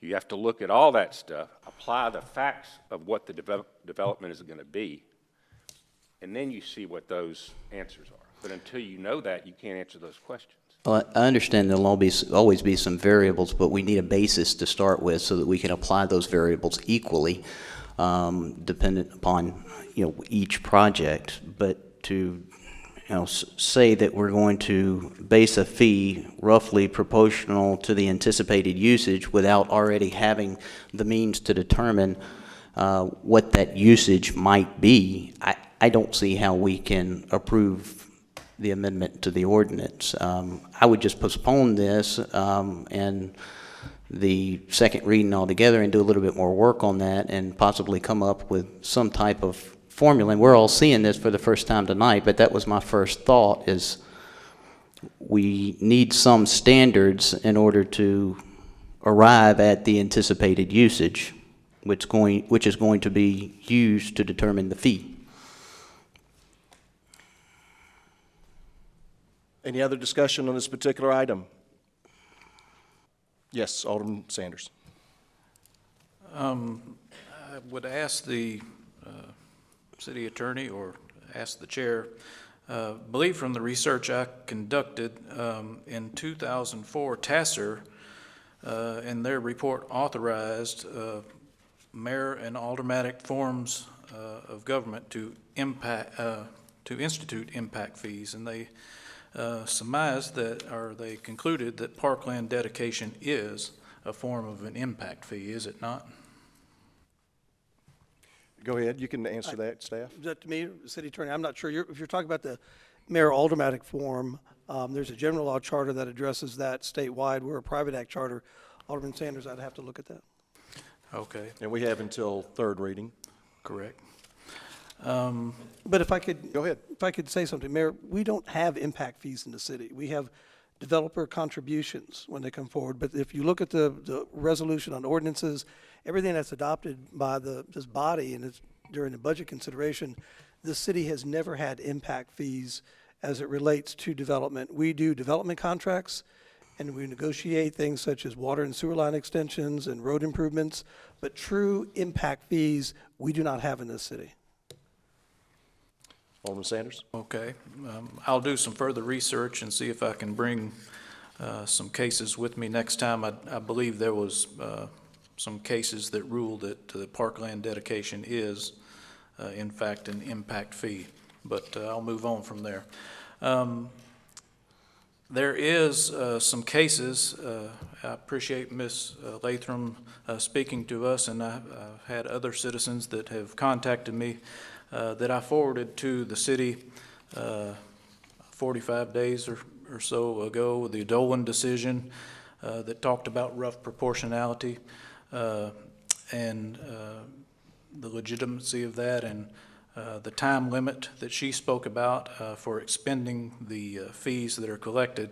So I do think probably our ordinance may need something in that regard. I believe both those cases, the Dolan decision and the Nolan case that was mentioned in the emails that I forwarded to administration, went to the Supreme Court, and I believe were upheld. So I know we don't have park districts, but there was also a PowerPoint that I included in that email that was created, and MTAS participated, and the State Parks Commission was there. They gave a sample ordinance and some slides, but they also discussed these same issues. Further, I have a problem taking out that language of the Parks Commission, Parks and Recreation Commission. I looked at our city code of ordinances that established our Parks and Recreation Commission in section 2-219 under responsibilities. Point of order, Mayor. Yeah, what is your point of order, please? Are we voting, just to make certain that we're staying germane, if we're voting on the amendment? Your point is well taken. If you could just focus on the Vice Mayor's amendment at this particular time. Yes, sir. In that case, just based on her amendment, I believe we need to have the additional language that I've just spoken of, and I'll address the the further information when we get to our current motion on that. Further discussion on the amendment brought forward? Please call the roll. Alderman Sanders, I'll vote yes. Vice Mayor Gibson, Yes. Alderman Massey, No. Alderman Owens, Yes. Alderman Yonda. Yes. The amendment, the amended form of the motion carries, and we move to the original question that's on the floor. Just as a reminder, that question is to approve on second reading ordinance 2019-7 amendments to Section 17-60 Parkland dedication of the subdivision ordinances in the municipal code. Further discussion? Alderman Sanders. If I might finish what I was getting ready to speak about, Mayor, our ordinance 2-219 that established our Parks and Recs Commission under little a, B, says nothing contained in the section shall be construed as to relieve the planning commission of its responsibilities to plan and approve park and recreation facilities as set forth in the Tennessee Code. Normally, no item in the field of parks and recreation shall be decided upon by the planning commission or the board of mayor and aldermen unless and until the Parks and Recreation Commission have had the opportunity to review and comment. When I found that and was looking at the proposed changes, I did try to contact the chairman of the Parks and Recreation Commission 15 days or so ago, maybe a little more. He advised me he would look at these two issues and see if his citizen-led commission, see if they had any issues with this proposed change, but have yet to hear back from him. So I have some issue with are we going to pass this new amendment and contradict what we've got that established our citizen-led commission. I do believe, as Ms. Latham stated and others have contacted me, that we should give our citizen-led commissions the opportunity to weigh in on what we do here as a city. I do applaud the fact that we're including our smart growth zones now in this dedication process. I believe that is needed. I think we could add some information now that we've passed this proposed amendment from Ms. Gibson, but currently as it is, until I find out a little more information on whether these two ordinances are contradictory with each other and whether I know that the city administrator believes that what is here now is constitutional and doesn't cause us problems, I don't think I'll be able to support. Thank you. Further discussion? Vice Mayor? I appreciate Alderman Sanders' comments. As far as the Park Commission taking this issue up, I know that there is discussion. This is actually listed as an agenda item for this Thursday's meeting, so this will be discussed at that time. Thank you. Further discussion on this particular item? Alderman Owens. Yeah, I think that's great. I would love to hear a report back, Alderman Gibson, from the Parks Commission on their view about this, and I'm comfortable with moving this forward because we have one more reading, but I'll be interested to hear what they have to say. Any further discussion? Alderman Massey. Mayor, perhaps since we do only have one more reading, the prudent thing to do would be to postpone this and allow the Parks Commission to take another look at it, and then it come back to us for the second reading. Mr. Ross, how did this come before the city?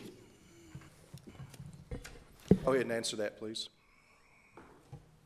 Mayor, to the Alderman, the Planning Commission identified this as a needed change to our ordinance, and so they asked staff to investigate the payment in lieu of dedication program and the dedication program. Just to clarify, these are not impact fees. They are payment in lieu of dedication, and dedication, as our research indicated. We'll look at what Alderman Sanders has provided and work with the city attorney on the other issues. And who brought the issue up at the Planning Commission? Chairman Harless signed the application. I cannot remember that kind of specific detail. And did he give a presentation to the Planning Commission, or did staff give the presentation to the Planning Commission?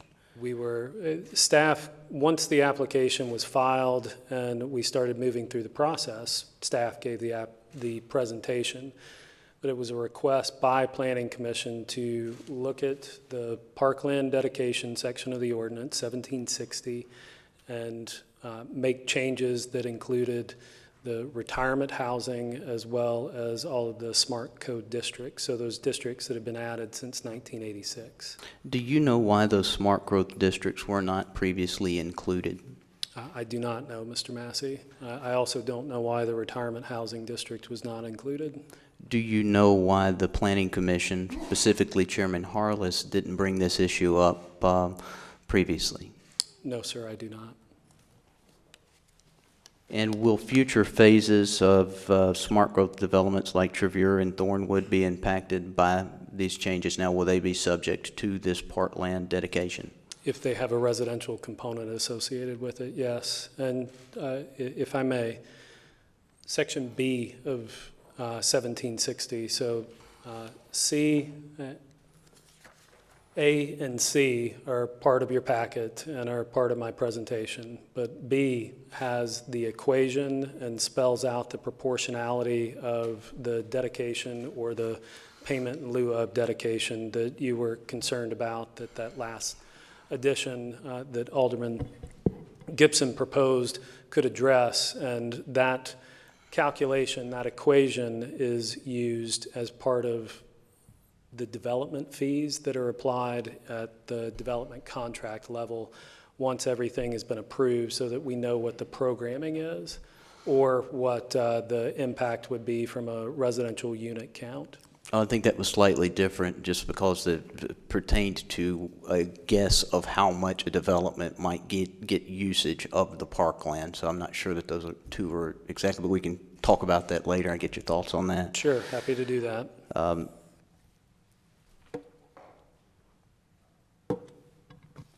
And can you explain again, because I'm sticking on this, just like I did at the last meeting, why we need to take the responsibility of these decisions away from the citizen-led commission and give it to a single staff member? Can we still accomplish this without making that change? I would suppose that's the opinion of the board to decide. We looked at the specific language as it related to this particular sentence. In no event, however, shall the Parks and Recreation Commission delay the review process of the proposed development, and the Parks and Recreation Commission shall have deemed to have waived its opportunity for such recommendation if such recommendation is not received by the Planning Commission prior to the date scheduled by the Planning Commission for preliminary approval of the residential development. To make sure that those concerns are heard, we felt that it would be prudent to expedite that review by having it at the administrative level.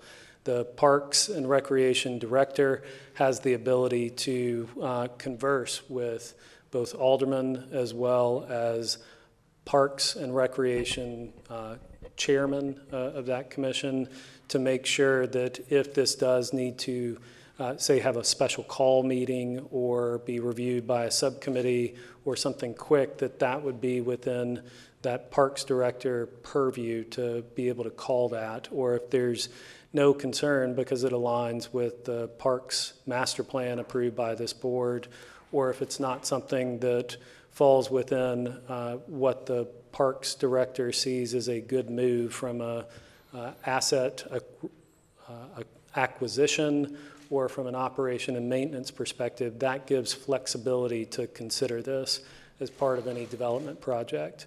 And also the ability to consider whether a payment in lieu of dedication would be a more responsible use of land and consideration of the project if this land that was being proposed, say, was not usable for any good parks purposes. The Parks Director is generally considered the subject matter expert, and we looked at that as they would be the correct conduit to take it to the Parks and Recreation Commission without having that burden within the ordinance, that could be made as a policy decision rather than as a ordinance-driven decision. My personal opinion is that the citizens have a better insight into what would work well for parkland. And I think the citizen-led commission could consult with our parks director. I mean, she's a citizen. She lives here in Germantown, so I don't want to diminish her knowledge and her role in this, but I do think that the citizen-led commission should be the lead on that, and the parks director should follow more than lead the commission on this one. Can you cite any example where the city's ability to accomplish what was needed to be accomplished under the existing ordinance was impaired? No, sir, I cannot directly cite that. Okay. Thank you, Mr. Ross. Any further discussion? Please call the roll. Alderman Gibson? Yes. Alderman Massey? No. Alderman Owens? Yes. Alderman Yonda? Yes. Alderman Sanders? No. Motion moves to third and final reading.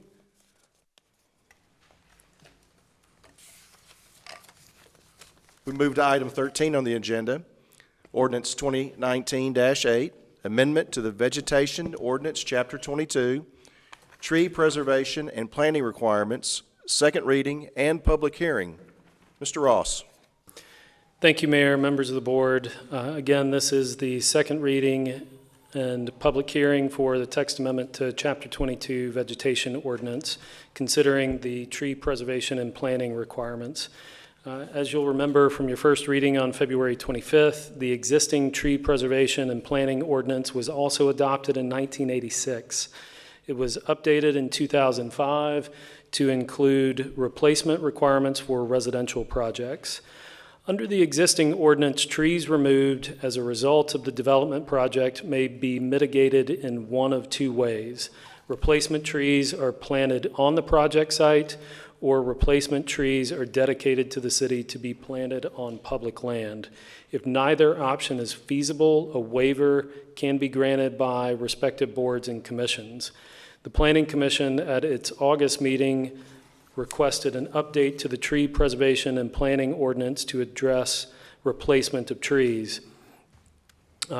We looked at the options that were available to other cities and peer communities, including Oxford, Mississippi, and Franklin, Tennessee.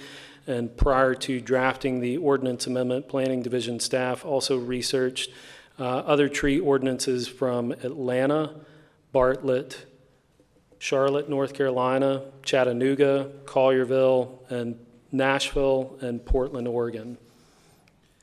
I'd like to briefly touch on the timeline. I've already mentioned the request by Planning Commission to propose an amendment to the tree preservation and planting requirement.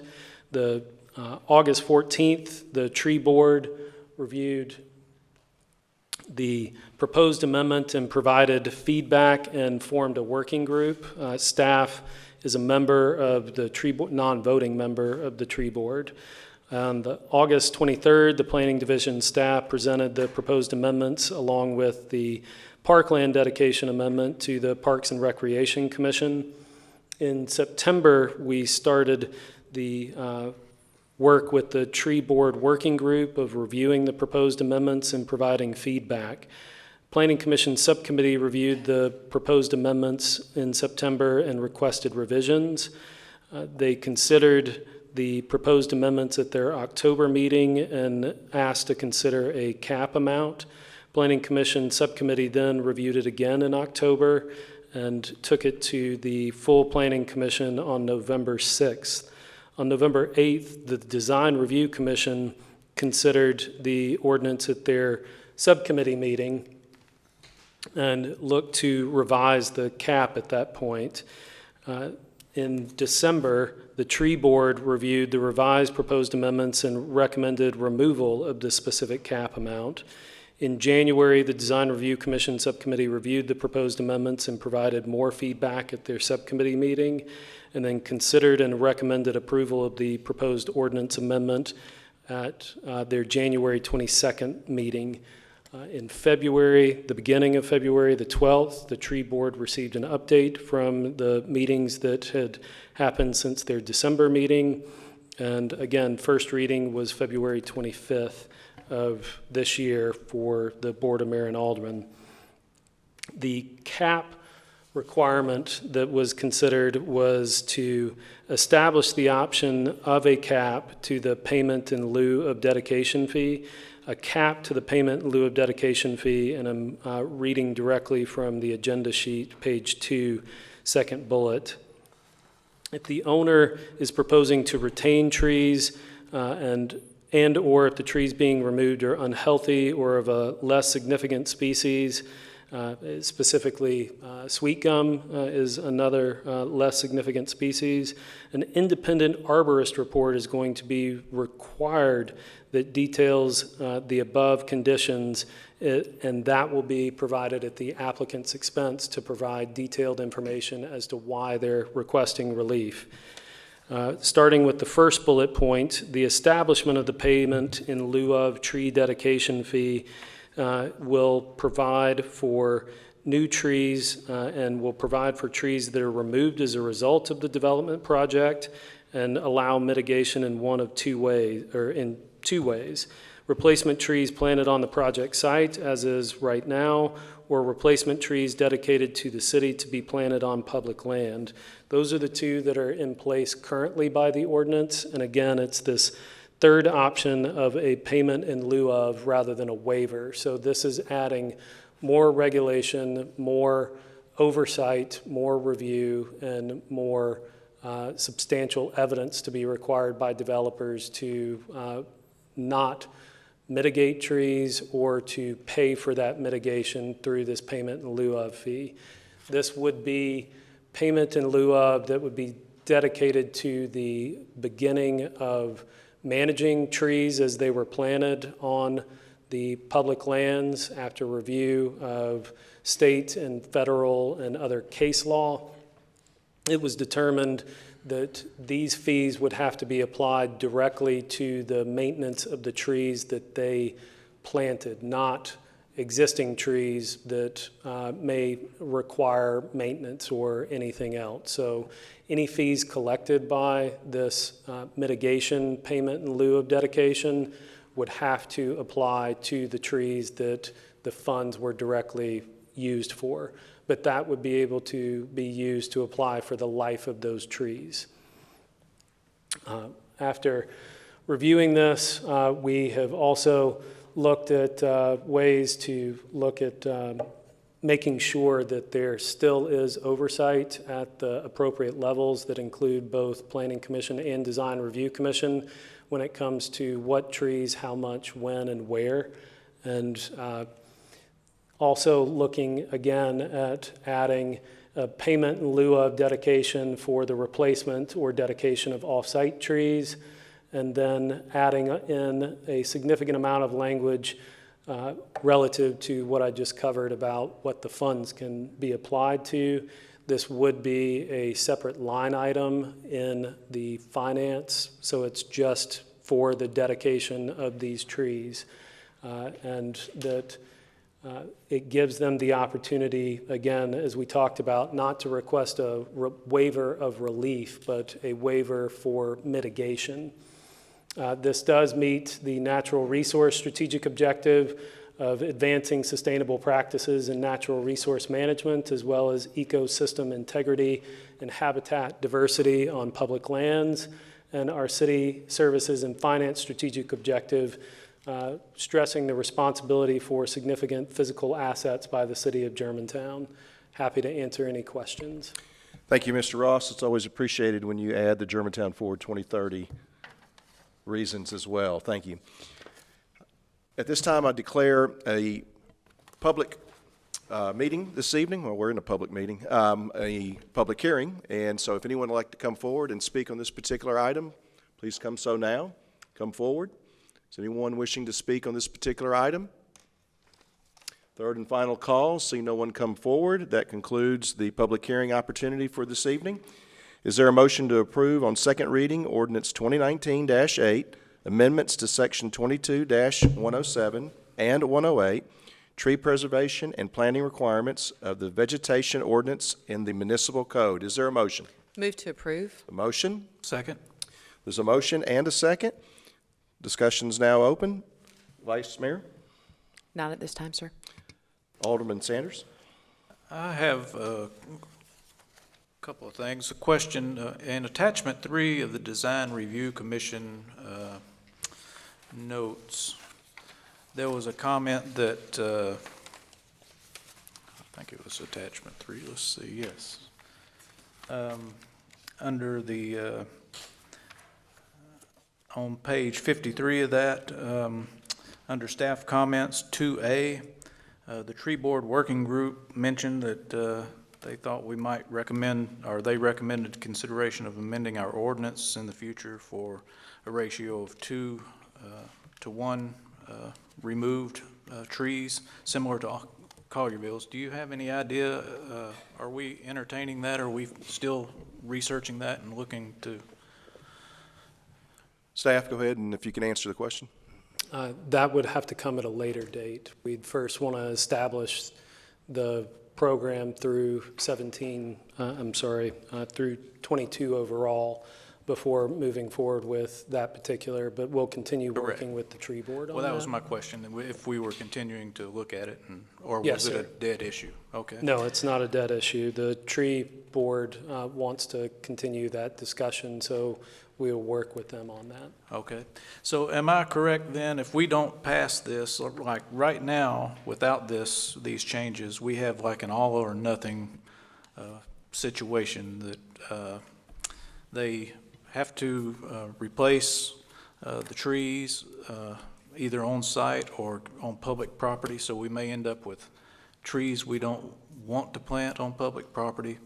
But if we have this fee, it gives us more flexibility. Am I correct on that? You are correct, because the current options are on-site or if the city has available land that needs trees. It's a delicate balance for adding too many trees to a site, and the Parks and Recreation Department is very careful to make sure that they manage that trees going onto public property carefully. The third option of taking in the dedication or payment in lieu of dedication allows for flexibility within that program to go and purchase trees at the appropriate time. And I support that. I contend that if we were allowed to do that with this ordinance, that we'll have the new trees that we do plant with those funds and able to maintain them would probably end up giving us healthier trees, better looking trees for our cities. So I do like that. I like that the 3 citizen-led groups approved these changes, as you indicated in your timeline. So I really don't have any other questions. I think I'll be in support of this ordinance change. Thank you, Alderman. Further discussion? Alderman Massey.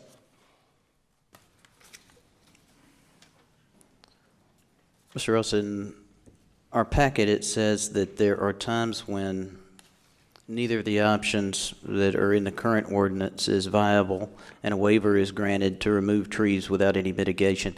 Who determines what is and is not viable? The developer would determine what's viable for trees on their site due to site conditions and other development standards that are required, bringing in roads, infrastructure, site layout and design, curb gutter, all the things that it takes to put a development in place. And then similar to the answer to Alderman Sanders, the Parks and Recreation Department considers the city's ability to take more trees in to put on public land. We don't want a warehouse full of trees that we can't use. So the only other choice at this time within the ordinance is for the developer to ask for a waiver to reduce that requirement for either on-site or for number of trees to be put on public lands due to the availability of public land to put those trees on. My concern is that this actually diminishes the preservation goals of the city by encouraging to some extent developers to clear-cut land and to pay a fee, rather than trying to preserve the trees that are already existing on those properties. If they didn't have the option to pay to select the payment in lieu of replacing the trees, they might be more inclined to actually preserve the large oak trees, for example, that exist in some of these developments, in some of these residential neighborhoods. But in some cases, it's simply easier for the developer to clear cut the land and to get rid of all the large trees with the deep root systems that tend to affect the infrastructure of these subdivisions. So that's one of my concerns with the way we have this set up. In my opinion, and I guess I'll just ask you the question, is would we not be better off in trying to do a better job of selecting which trees we're going to ask developers to replace, rather than just using kind of an arbitrary determination of size? Why don't we create an ordinance that actually, stop my time, I'll let them finish. Okay, so I'll finish, Mr. Ross. So then we might do a better job of selecting the trees, for example, large white oak trees or whatever other tree you might find to be special to Germantown. So rather than using just an arbitrary number, we actually identify a fewer number of trees, perhaps larger trees, and then we have those developers go back and replace a more select group of trees, rather than having them just do a mass replacement of some of these smaller or less important trees. Wouldn't that create a better canopy for the city? Because that's, I think, really what we're trying to do, is preserve the canopy that we're losing in some of these developments. Mr. Ross, just to your best of your ability, it is an opinion question there in the chair's opinion, and so just do the best you can on this particular question. So, Mayor, to the Alderman, as part of the development process, developers are required to submit tree plans at both the Planning Commission level as well as the Design Review Commission level for their project to be reviewed. It's not a complete application if that's not turned in. There are mitigating circumstances in terms of the other parts of a development, the topography, the existing trees, the existing stormwater infrastructure or a blue line stream, those other things that go with development. So trees are considered as part of this. I don't want to get too carried away with my answer here, but to be succinct, the process of determining how something is laid out is a give and take between developer and staff at the early level when they come in to talk to us about their plans for a particular site. So with that tree plan in place, or with a simple aerial or our own familiarity with the site, we do work with them to try and create as much as possible. Now, once it makes it to Planning Commission, is that always the case? Not necessarily. But one of the additions to this ordinance is a required arborist report paid for by a developer to justify removal of those large trees, and to also add more justification and again put more of a consideration to the developer as well as to the Planning Commission and the Design Review Commission of not simply granting a waiver just because this is what these are the options that are available to us, but to provide for the ability to create a payment in lieu of dedication so that those trees, the trees that can contribute to our canopy at appropriate places, can be applied, or we work with the developer to add in more trees at the appropriate places. The other thing to consider too is that once some of these developments are completed and it's turned over to homeowners, the homeowners may decide that some of these trees that are planted as part of their lots aren't where they want them, or that they don't want a tree.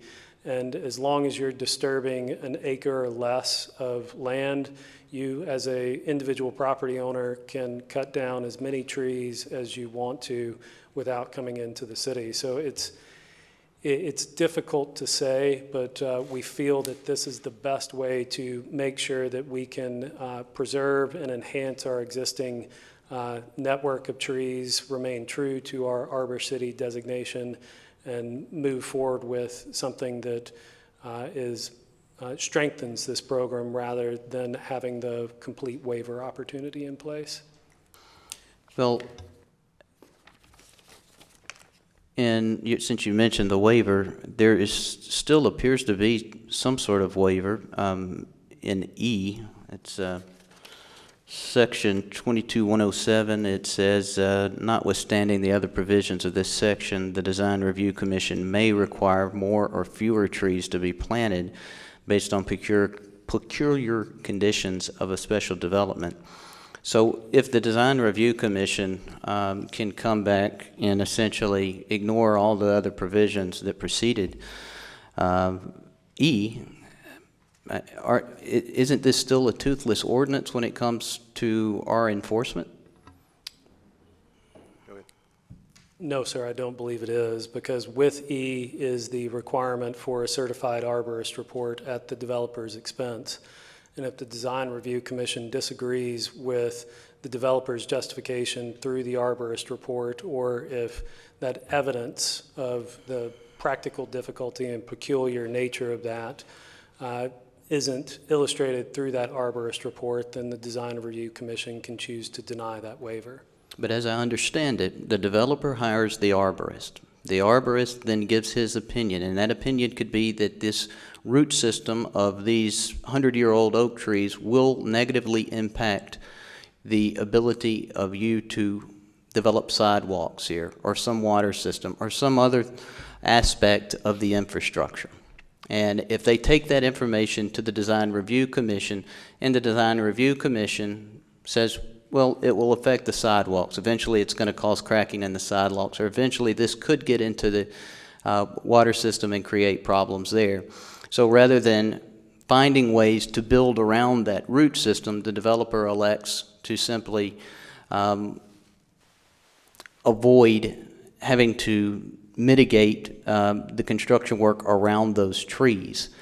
And if the Design Review Commission can simply take the arborist report and the recommendations of the developer to justify waiving some of these requirements, I just don't see how there's any real meaningful enforcement to this. I guess my question would be, rather than having the Design Review Commission do some of these things, could we possibly place those responsibilities to the Board of Mayor and Aldermen? Staff, that's your prerogative, Alderman, if that's what you'd like to see done. Certainly, we'll try to work with you if your colleagues want to as well. Mayor, I'd like to do that. If we could, I'd like to get the attorney's recommendation on that. You don't have to give it to me today if you don't want to, but if you could research that, I think it might be prudent. You can follow up with staff. That's your time. Further discussion on this particular item? Alderman Owens. Yeah, thank you, Mayor. I think, first of all, I want to thank you, Mr. Ross, and your staff. I mean, this is a great deal of work on this item as well as the previous item. I know this has been months, if not years, in the making, and so appreciate your work getting this all together. It makes sense to me. This ordinance amendment provides another option for the city, and both you, Mr. Ross, and Alderman Sanders sort of stole my comments, but I would say I echo Alderman Sanders' comments that I'm appreciative. We're a process-driven city, and we've gone through the review of the tree board, or tree count, the tree board, as well as the Planning Commission and the Parks Commission, or Design Review Commission rather, and review of this ordinance, and they've given us clear-cut direction, no pun intended. The Planning Commission still has the authority to approve or prevent a tree plan that is presented to them, as well as the Design Review Commission to be able to waive the authority for that mitigation.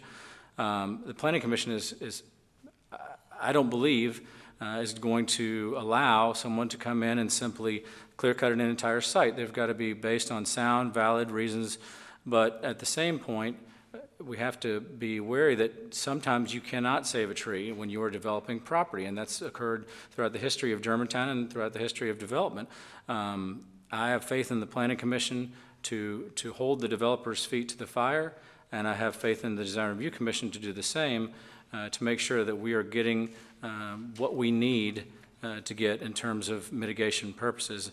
As I stated previously, this is another option where we have none right now, and I think it provides us with some additional teeth or ammunition, if you will. Thank you, Alderman. Further discussion? Please call the roll. Alderman Massey? No. Alderman Owens? Yes. Alderman Yonda? Yes. Alderman Sanders? Yes. Vice Mayor Gibson? Yes. Motion carries, moves to third and final reading.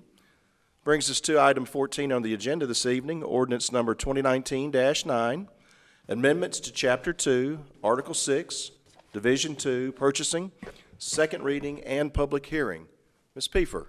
It's been the Cameron show for a while, so we'll change it up just a tad bit. We gave him a break. You're on the floor. Thank you for the opportunity to present these items tonight.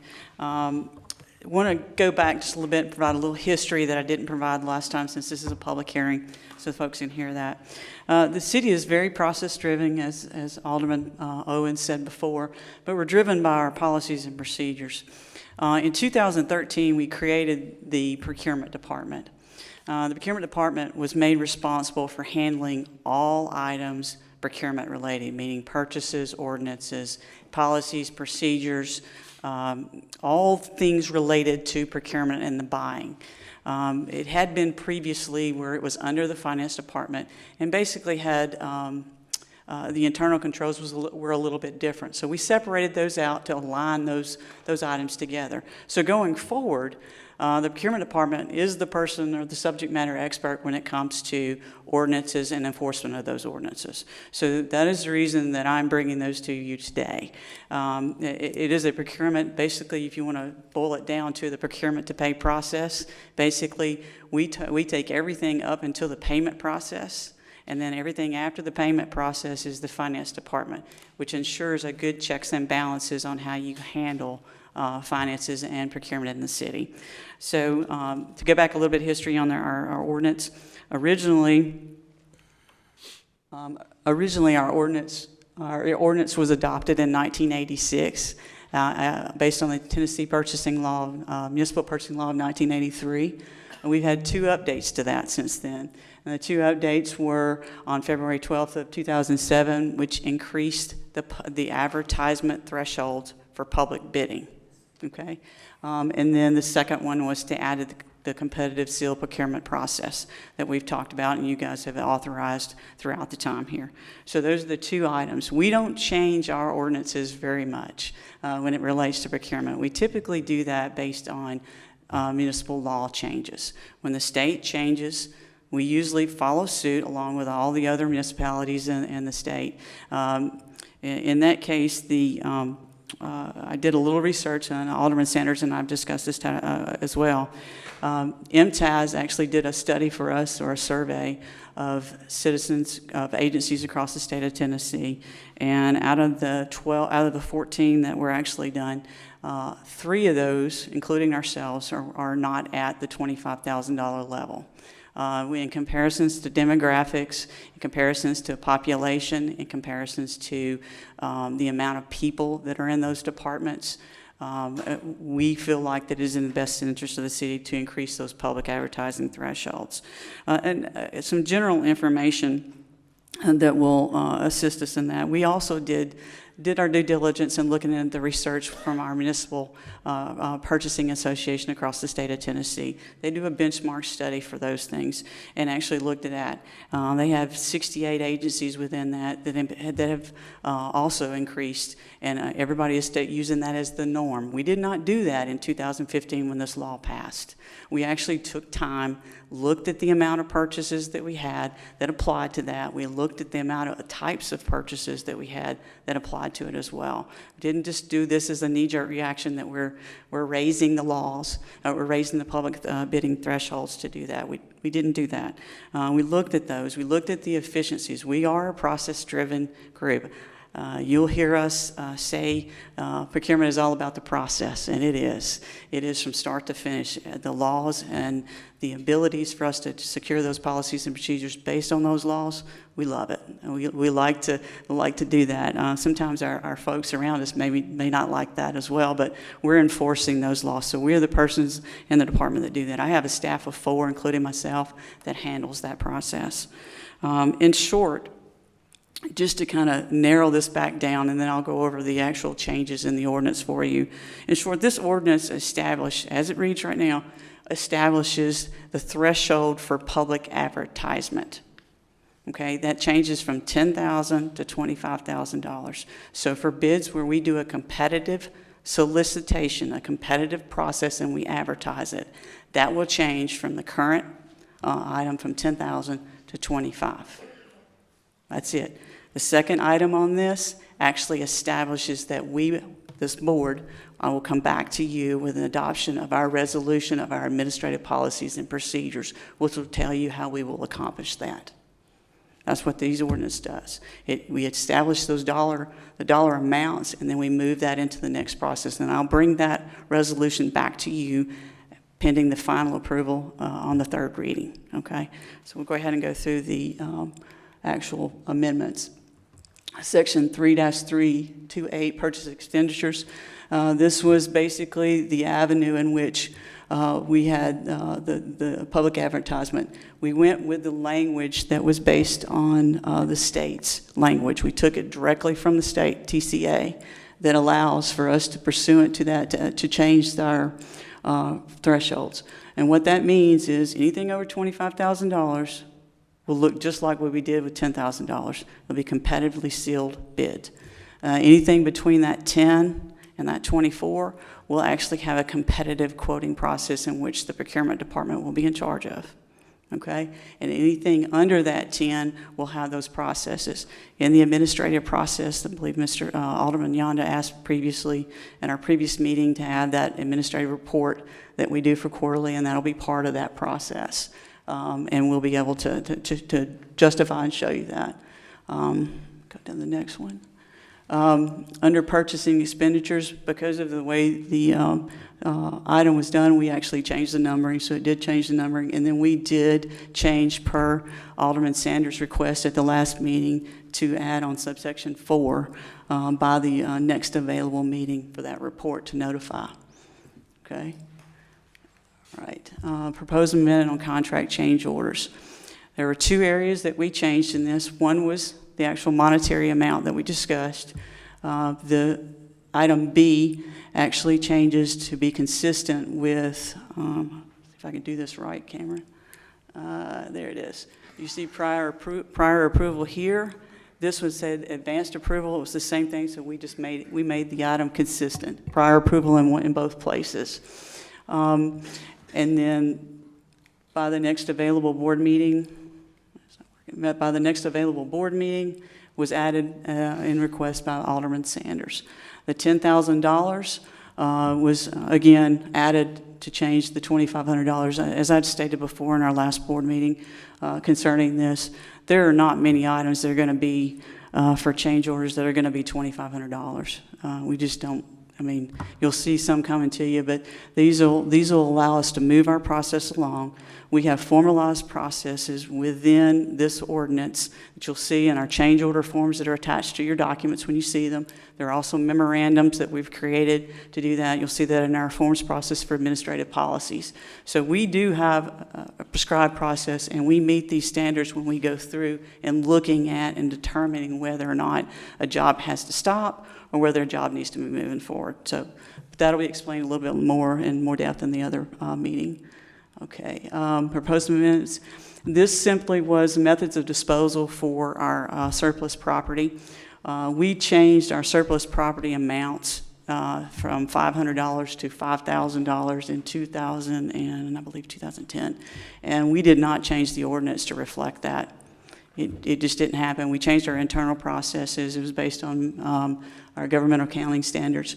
This allows us to go in and actually maintain that process. This is taken straight from other like agencies. The town of Collierville actually uses the specific language. I believe, and based on our ordinance and our procedures, no city employees can actually purchase, and that's actually included in our authorization for administrative procedures. Okay. And then the last item on this was basically the title was incorrect. It should have been 12-3-1207, and it's just simply a housekeeping on that one. Okay, this is consistent with Germantown Forward 2030 in delivering customer service, but also delivering high quality items of this, and then also being financial stewards of the city's money. We want to be as efficient and as effective as possible, and this allows us to do that. Happy to answer any questions. Thank you, Ms. Pfeiffer. Very good presentation. We appreciate that. At this time, I'll declare a public meeting open. Is there anyone in attendance who would like to come forward and speak to this particular agenda item? If anyone would like to come forward, please do so at this time. Don't all rush at once. Third and final call. Seeing no one come forward, that concludes our public hearing portion. Yes. Just one comment on the motion as the board is considering that. No, I'm sorry. If you would strike the word at the end of where it says Germantown Code of Ordinances in the second line of that motion, and put a period there and scratch and set final reading for April 11th. On third and final readings, the board does not set the reading. It falls to the next meeting date. As a matter of fact, the 11th should be the 8th, but we don't do that in the ordinance amendment. Only the public hearing is what you said in public. Just to be Sorry. clear on that. Sorry, I don't do these often. So. You got it. And repeating that, please. So at this particular, I'll read the motion in a moment. It's, and set the final reading for April 11th, 2019 is struck. So there's a period at the end of Code of Ordinances. Is that correct? Yep. We will bring the resolution and the final reading on the 8th, April 8th. Thank you. As I mentioned a moment ago, the public hearing is officially closed. Is there a motion to approve Ordinance 2019-9 with the proposed amendments to modify Chapter 2, Article 6, Division 2, Purchasing of the Germantown Code of Ordinances? Is there a motion? Move to approve. Motion? Second. Motion and a second. Alderman Yonda, would you like the floor? Not yet, thank you. Alderman Gibson? No, thank you. Floor is open for discussion. Any discussion on this particular item? Alderman Massey?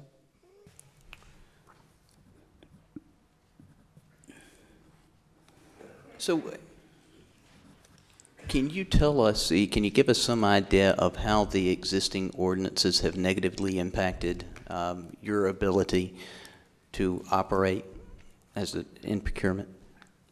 You'll have to be a little bit more, I guess, descriptive of what do you mean by negatively. Well, you've come to the board and you said that we need to make these changes because it will help you be more efficient. Mm-hmm. So how has the existing ordinance hindered that efficiency? Okay. A couple different ways. I wouldn't necessarily say that it completely hinders. We're driven by time. Okay, we're driven by time and efficiency. The only way that I can assist our departments in getting things in here and shrinking that window to help them get those parts and those pieces of equipment in is to decrease time. We're going as fast as we can within the ordinance that we have. There are a couple things that I think you'll tend to agree with me on concerning the flexibility of it. The items between $10,000 and $25,000 number, 79 over the past 6 years, from FY14 through FY19. 52% of those actually are IRP projects, which are already approved within our process. In our budget process, you will see the CIP and the IRP as part of the budget.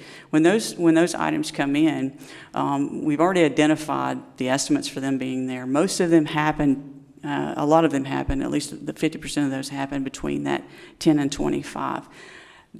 The challenge is those items in there are usually take lead time to get here. It is a much more flexible process for us to be able to identify what those are, use those off of cooperatives, order those, and get those in here. There are renovation projects that have to happen throughout the year. Director Douglas is part of General Services, and there are things that happen that we have to get something out, get something back in, and quickly. And they fall between that 10 and 25. Let's kind of put it in perspective. There's perspective, what we purchased for $10,000 in 2007 is not what we can purchase for $10,000 in 2019. It's adjusted, so we have to adjust for that as well. Our peers beside us actually have to adjust for that as well. When we're here at $10,000 and our peers are beside us at $25,000, then that limits, folks are going to go to them, and actually it limits our ability to go out and get quotes and so forth. The other respect of that is there's some times in here when we've come to you with one bid. That, we don't, and usually it's a lot of times between those amounts. And we don't, trust me, I do not like to have one bid.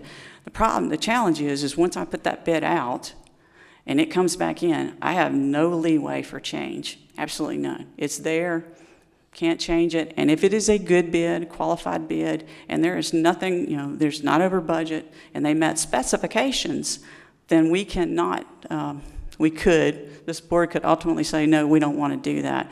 But that would damage our pool of people coming in. If the board were able to go and say, we just don't like that, our vendors would see that and maybe not come back. So we don't want to do that. So during that time frame where I could actually get quotes, I could go out and shop those quotes. We can have those quotes come back in there. There is a confirmed actual process of how we do it. It comes back in there. If it's over budget, if it's if it's not what we want, we have the choice at that point to say, we're going to stop this process.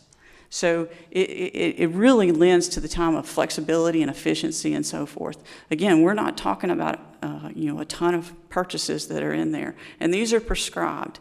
All of those items that we are purchasing are in our budget documents. They're in there. They're in there for pricing and so forth.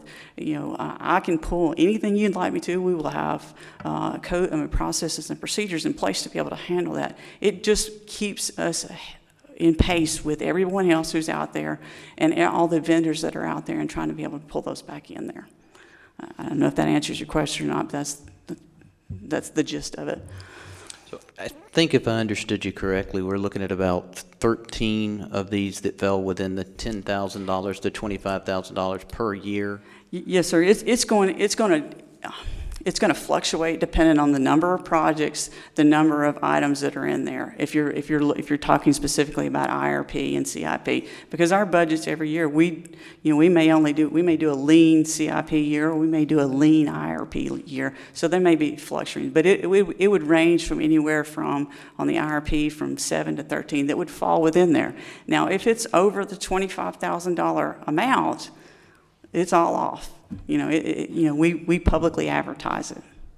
Well, unless there's a case of an emergency need, can't we plan in advance for these purchases that are going to be, or for most of these purchases between the $10,000 and $25,000, and increase our efficiency just through the planning process?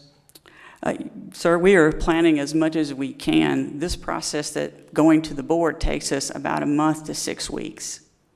By the time you actually get your item on the agenda to actually go in through processes, there are times when you just don't have that amount of time.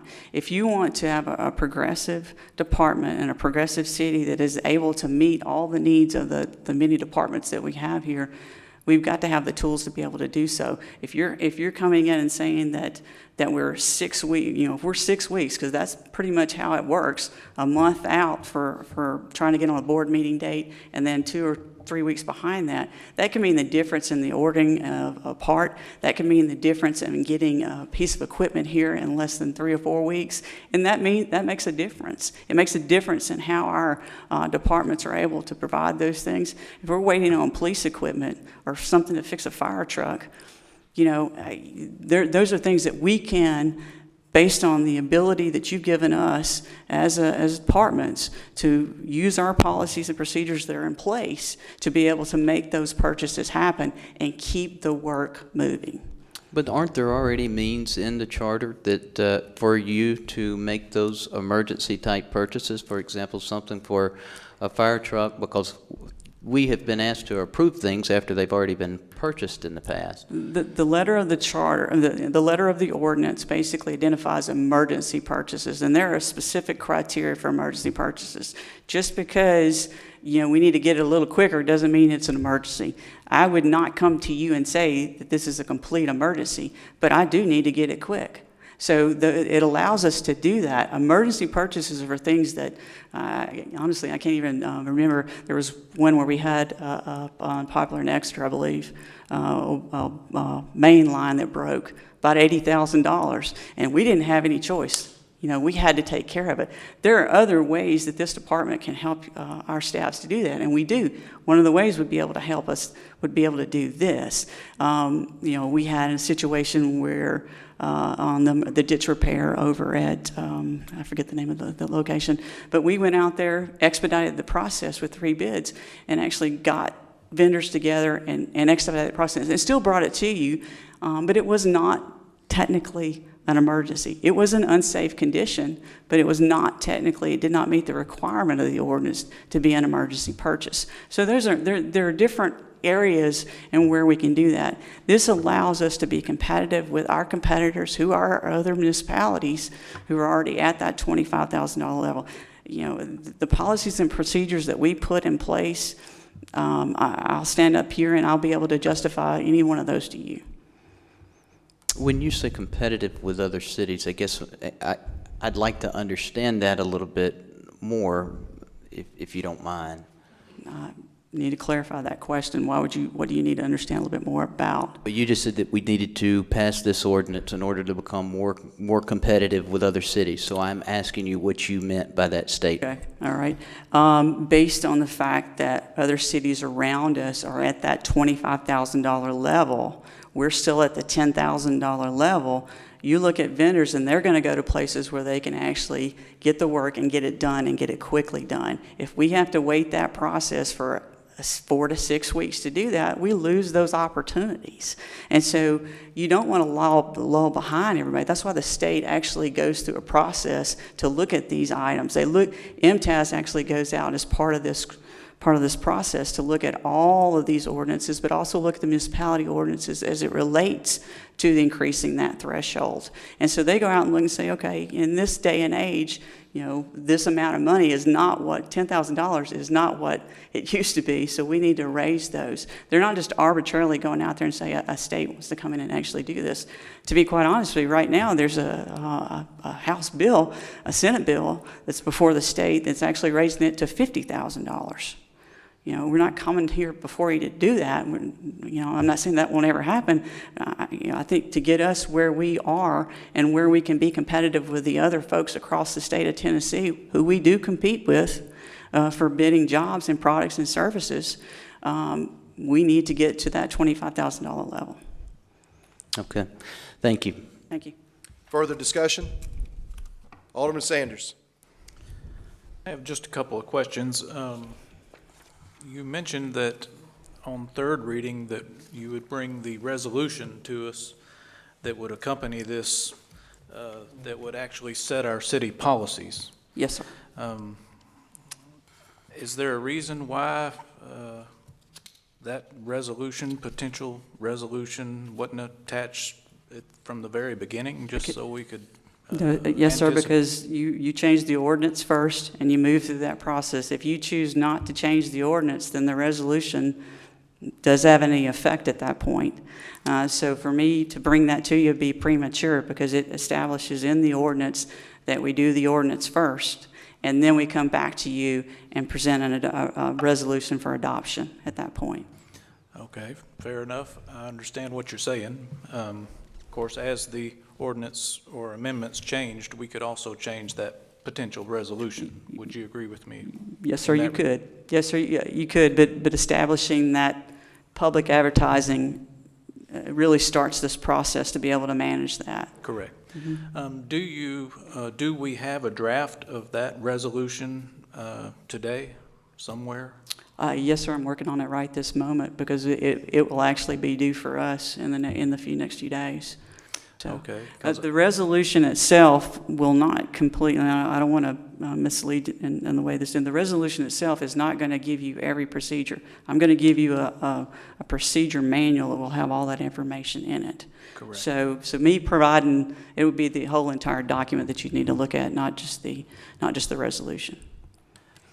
Back in 2007, when this ordinance was changed and the resolution that accompanied that, the spending limits that the mayor and the city administrator are allowed to spend without approval of the board of mayor and aldermen was in line with that ordinance. Do you anticipate that if this ordinance change is approved on third reading, that the spending limit currently at $10,000 that requires BMA approval above $10,000, do you anticipate that that's going to change to $25,000? Yes, sir, that's in line with what we did previous to that, and I'll have that lined out completely in the actual administrative process. There are a couple of differences between that and what we did this past, and what we did originally with this and going forward. The ordinance establishes that there should be a formal competitive quote process within that 10 to 24 that you're speaking of. It did not really relate to that the last time on the specific information. So it was a little bit more of an informal process. A formal quote process means it goes through our department. It does not mean that staff just goes out there and gets whoever they want. It goes through our process and we put that out. So it'll be a competitive process. So the difference is there was a less informal process in that previous one. This one is a competitive formal process. And it'll identify in there what definitions of those are and how that process works.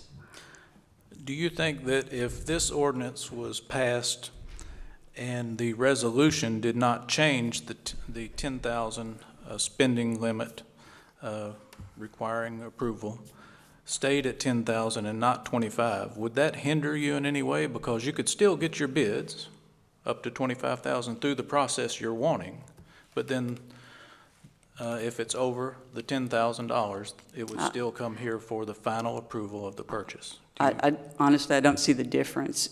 Honestly, if you're going to do that, you might as well not change it to that process. You might as well just leave that part out. You can still do that, and then there would be no 10 to 24 at that point. It'd just be, you'd stop it. So, it kind of all relates together. When you look at the threshold of public advertisement and then you go along those lines, that's the reason the ordinance and the information that's provided to us from the state is written in that manner. It is to allow you to have those incremental step-ups to be able to efficiently get through your processes. So, it will be at the will of this board, Mayor Alderman, but my recommendations as the procurement director is going to be to move forward with those specific ones, just basically to line like we did before, but changing the dollar amounts. Okay, thank you. Mm-hmm.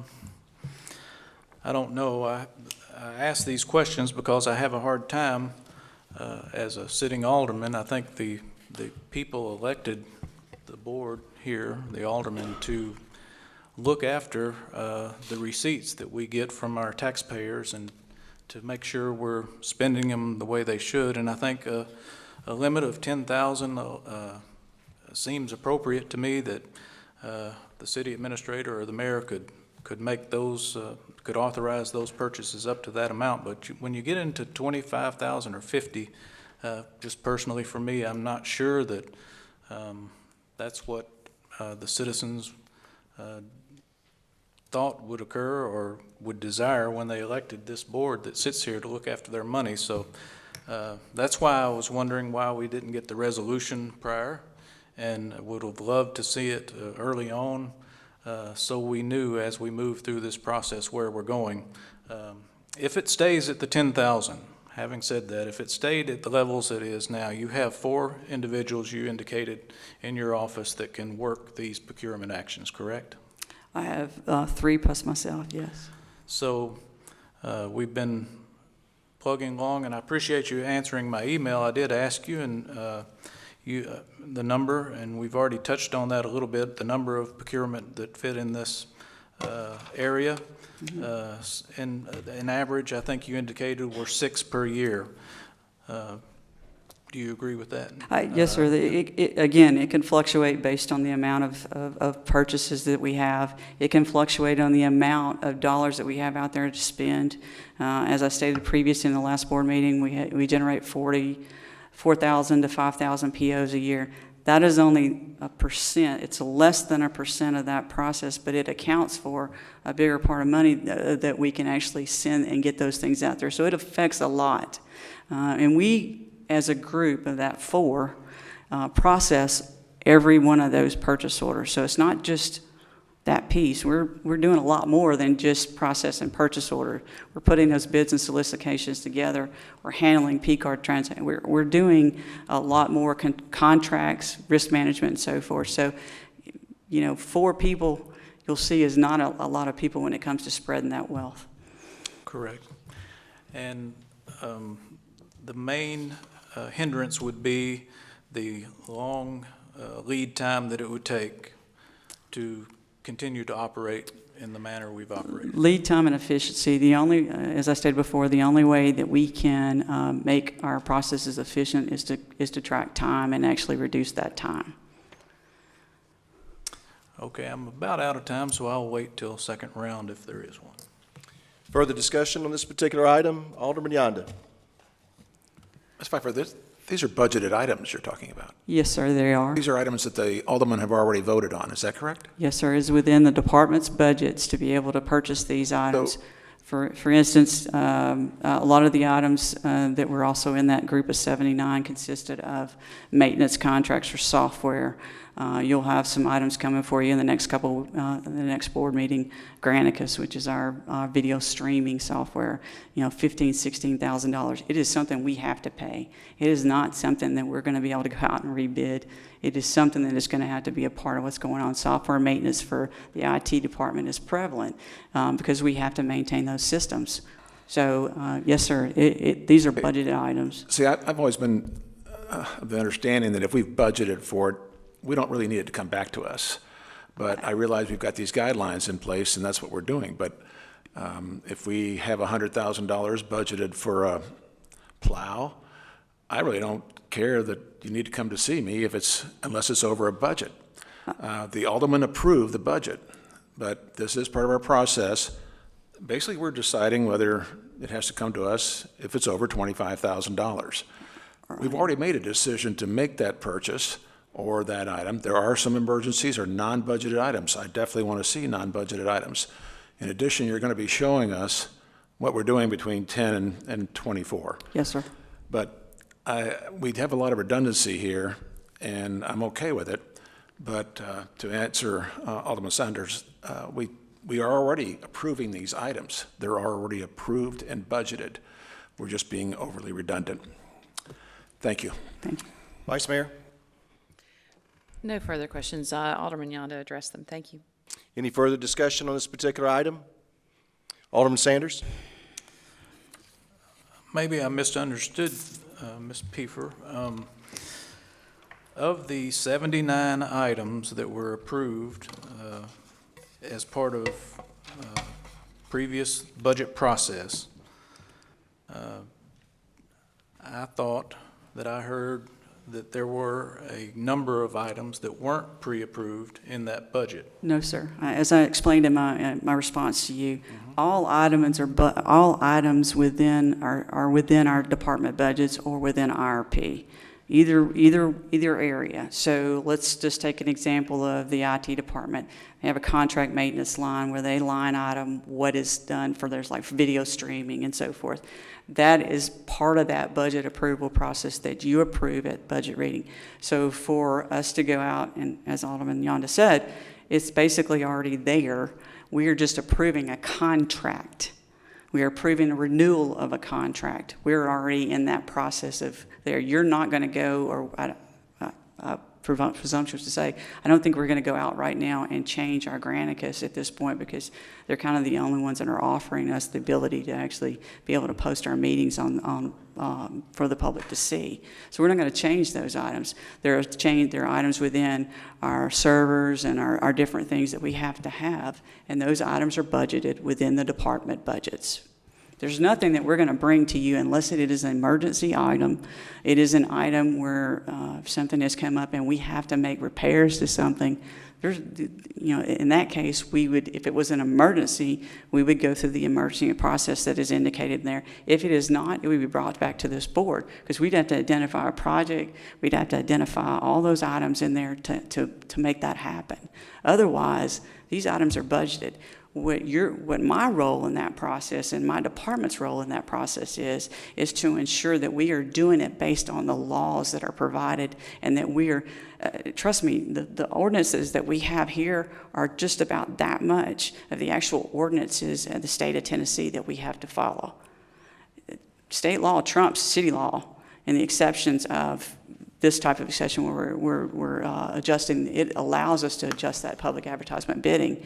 But there are numerous things out there that we have to maintain and keep up with. So there's a lot more than just these items that we have to take a look at. And we're looking at all of that when we apply solicitation to that, when we decide, okay, here's how we can purchase this, here's what method we're going to use. Each person comes in and asks us those questions on the department level, and then we figure out how we're going to solicit it.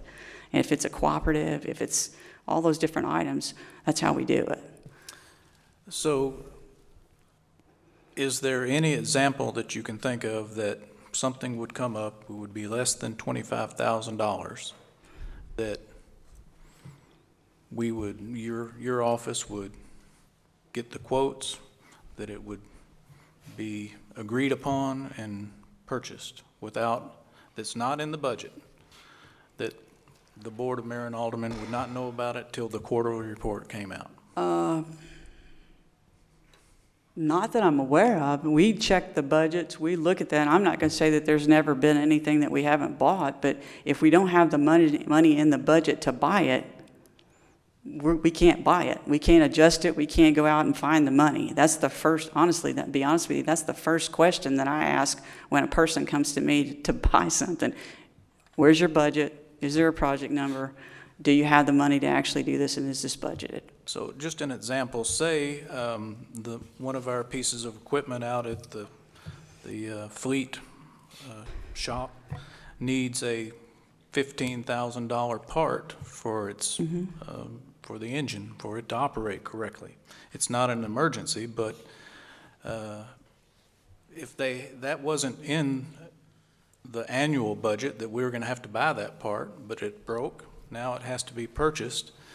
Does that instance, would that have to come to this board? Would we even know about it prior to that quarterly report? That's an example that I believe I'm trying to Yes, sir. If there is no budget for it, no budget identified for it, there would have to be a mechanism in place to be able to purchase that item. I cannot place an order or do anything like that. So it would take us adjusting money, coming to you for a budget adjustment to do so. And most of the time when that comes to you, it will come to you in the form of, here's the purchase with the budget adjustment allowed with it, and you would approve both of those.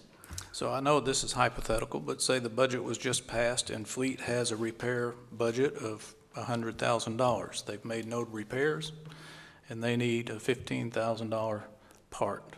Then they can purchase, then they would be able to. Administrator or the mayor could approve that purchase without the board knowing it. Correct, but that is part of that repair budget. You cannot identify every part, every repair that's going to happen. That's why you have maintenance lines that allow you for what could happen. It's based on, our fleet services superintendent or manager. He knows the inner workings of all of that. He goes out there and he actually looks at all of that information and does that. He also looks at his maintenance records. But sometimes things just happen, and you have a contingency in place to be able to handle that. I don't think you want us having let's just say a fire truck that has a $15,000 piece of equipment. I don't think you want us to wait to get that taken care of. If we have the money in the budget and we are able to go out and get that part in the best manner possible and get those quotes to be able to do so, I think you want us to get that fixed. And it probably would. I was just making sure that Alderman Yonda understood that I thought there were situations where purchases could be made the board would not be aware of in some instances. Further discussion on the item? Alderman Massey? Yeah, Alderman Sanders, you were correct on that. And so they were kind of parsing the difference between what's in a budget and what projects are approved in a budget, I think. And there's a difference. I don't think you were doing it intentionally, but just for the people at home, I think they need to understand that what Alderman Sanders said is correct. If the budget allows it, you can still make a purchase. It is identified in the budget as a contingency. For his example that he utilized, there are areas in there where we have contingency for being able to take care of items that break down. So yes, sir, we would be able to do that, but it would be within the confines of that budget. We couldn't go over that. For instance, if we come back in here and that $15,000 was spent at the first part of the year and we get to the end of the year and we don't have that money, we've got to figure out where that's coming from. That's going to have to come back as a year-end budget adjustment or something, and we would have to get that approval from you. So in my opinion, when we're talking about this specific issue, I think raising that threshold so that you don't have the additional oversight of the citizens' representatives is unwise. I just feel like you can get these things done, you can be efficient, and you can still get it approved by the Board of Mayor and Aldermen. And that's all I'm asking you to do, and that's why I'm unlikely to be able to support this tonight. You'll probably get your 3 votes, but I'm probably not going to be on board with it. So that's where I am. One other thing I wanted to talk to the attorney about, Mayor. In section 2331. B5, we did this, I think, in a couple of places as part of the amendment. It says the next available board meeting. I'm not sure what it means by available board meeting. I was thinking maybe we should just strike that and say the next board of, or next meeting of the Board of Mayor and Aldermen. We don't have to do it today, but if you'd consider that, it seems like the word available just is unnecessary and creates a little ambiguity about what we're wanting to do. I think the next meeting of the Board of Mayor and Aldermen might clean that up a little bit. May I interject just a second? Alderman Massey, Alderman Sanders asked me to put that specific wording in, so that's why it's there. No, I know. Okay. I wasn't saying you did anything wrong. It's just a matter of cleaning up the legislative language so that we don't have the ambiguity. I don't think anybody did anything wrong. What do you think, Attorney? I see no problem with it. Maybe just draft that for the third reading? I'll handle that. Or do we need to?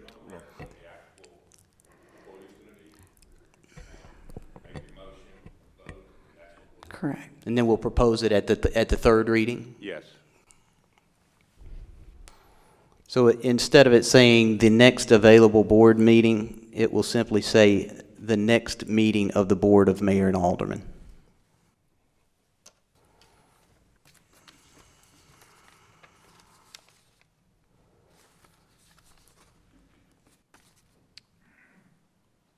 We can bring that forward at the third and final reading? And Attorney, that occurs again in, I think, another place. So. We'll make sure it's consistent. Okay, thank you. And at that point in time, third and final reading, anyone can amend for whatever particular reasons. But we'll be glad to look at that paper or that documentation. Alderman Yonda? Point of order, Mayor. Sure. Or point of inquiry. What is your point of order? I made the motion to add that language at the last meeting, and we did vote, and it passed unanimously. So I guess he would have to make. If there's no objection, can we move this forward? Are you objecting? No, I was without just. objection, we'll move it forward. when he makes a Point of proper motion. clarification, Mayor, just for Alderman Sanders' benefit, all I'm going to do is get the attorney to draft the language, and then I'm going to propose the amendment at the next meeting. The board can choose whether or not to accept it or reject it. Thank you. Alderman Yonda. Ms. Pfeiffer, if it's not in the budget, you can't buy it. If it's in the budget, under maintenance or any other category, you can buy it. Is that correct? Yes, sir. Okay, I know that's correct. I also want to thank you for all your effort and work on this. Also, all your staff. Y'all done a great job historically, at least since I've been here, and I do appreciate it. Thank you, sir. Thank you very much. I'm going to be voting yes for this. Vice Mayor Gibson. The evening grows long. Ms. Pfeiffer, I'm going to reserve my comments for third and final reading. One of the things, though, that in our, it seems like forever ago, in preparation for the first reading, you indicated the number of purchase orders that your office of 4 handle per quarter. Can you share that with us? Turn it on. For FY18, we issued 5,179 purchase orders. We've averaged between 56 and 51, depending on the solicitation processes and the budget that we have to put those projects out. We average that per year. Thank you. Alderman Owens, would you like to weigh in on anything? You don't have to. No, thank you. The question is on the floor. It's been properly moved and motioned. Please call the roll. Alderman Owens, Yes. Alderman Yonda, Yes. Alderman Sanders, No. Vice Mayor Gibson, Yes. Alderman Massey, No. Motion carries and moves to third and final reading. That brings us to item number 15 on the agenda this evening. As mentioned, what seems like hours ago, that item was moved to the consent agenda, and in its place is item 9C, change order, GPAC Grove Outdoor Venue. Thank you, Mayor. Yep, Mr. Lawton. Ms. Pfeiffer, in her presentation, touched on the process for approving change orders, and that was included in your agenda material as well. The change order before you this evening regarding the unsuitable soils at the GPAC Grove project falls within the purview of that entire approval process, and it was done absolutely correctly. The contract was awarded to Grinder, Tabor, and Grinder in the amount of $3,950,043.84. That amount has been split between the Germantown Board, the Board of Mayor and Aldermen and the Germantown Foundation, and the contract was awarded. We are coming to you now with a change order in the amount of $5,175.83. That, again, followed the proper approval process via the change order process and how we process change orders of this type. The work has been done on this project, and primarily so because of, I think it's condition 4 in our change order approval process that allows us, if the delay in coming to the Board of Mayor and Aldermen is going to cost additional time and expense to the project, then we can certainly move forward with that. And this $5,000 amount for unsuitable soils was holding up a portion of the project to move forward in a timely fashion. And so we are recommending the approval of the change order in the amount of $5,175.83 to correct the unsuitable soil conditions at the Grove project. Thank you, Mr. Lawton. Is there a motion to approve the change of the construction contract for GPAC Grove Outdoor Venue change orders, increasing the contract amount by $5,175.83 from $3,950,043.84 to $3,955,219.67, and to approve budget adjustment number 19-64. Is there a motion? I move to approve. Motion? Second. There's a motion and a second. Discussion, Alderman Yonda? Nope. Alderman Owens, would you like the floor? Nope. Floor is open. Discussion? Sure, man. Alderman Massey? Board, my concern about this is that I think we started out telling the citizens that this project was going to cost them around $2 million. We came back to them at some later date and said that it was going to cost them $2.5 million. Now we have another change order before us asking for another $5,000, which is much smaller in the grand scheme of things, but it's still asking our taxpayers to bear this burden. In executive session, I asked the question of why the GPAC board, the foundation, is not paying for the rest of these additional expenses. I think the tax burdens have already committed a lot to this project. It's a private organization. It's a private foundation. The foundation will receive the benefit from the proceeds of the concerts that will be held at this venue, and I think they or their directors should raise any additional money, and I think we should have capped our commitment at the $2.5 million, and that's my opinion on this. I do have a question of why this wasn't discovered in the initial process of the site analysis. Why we're just now finding this, and why the work was approved without it coming before the board.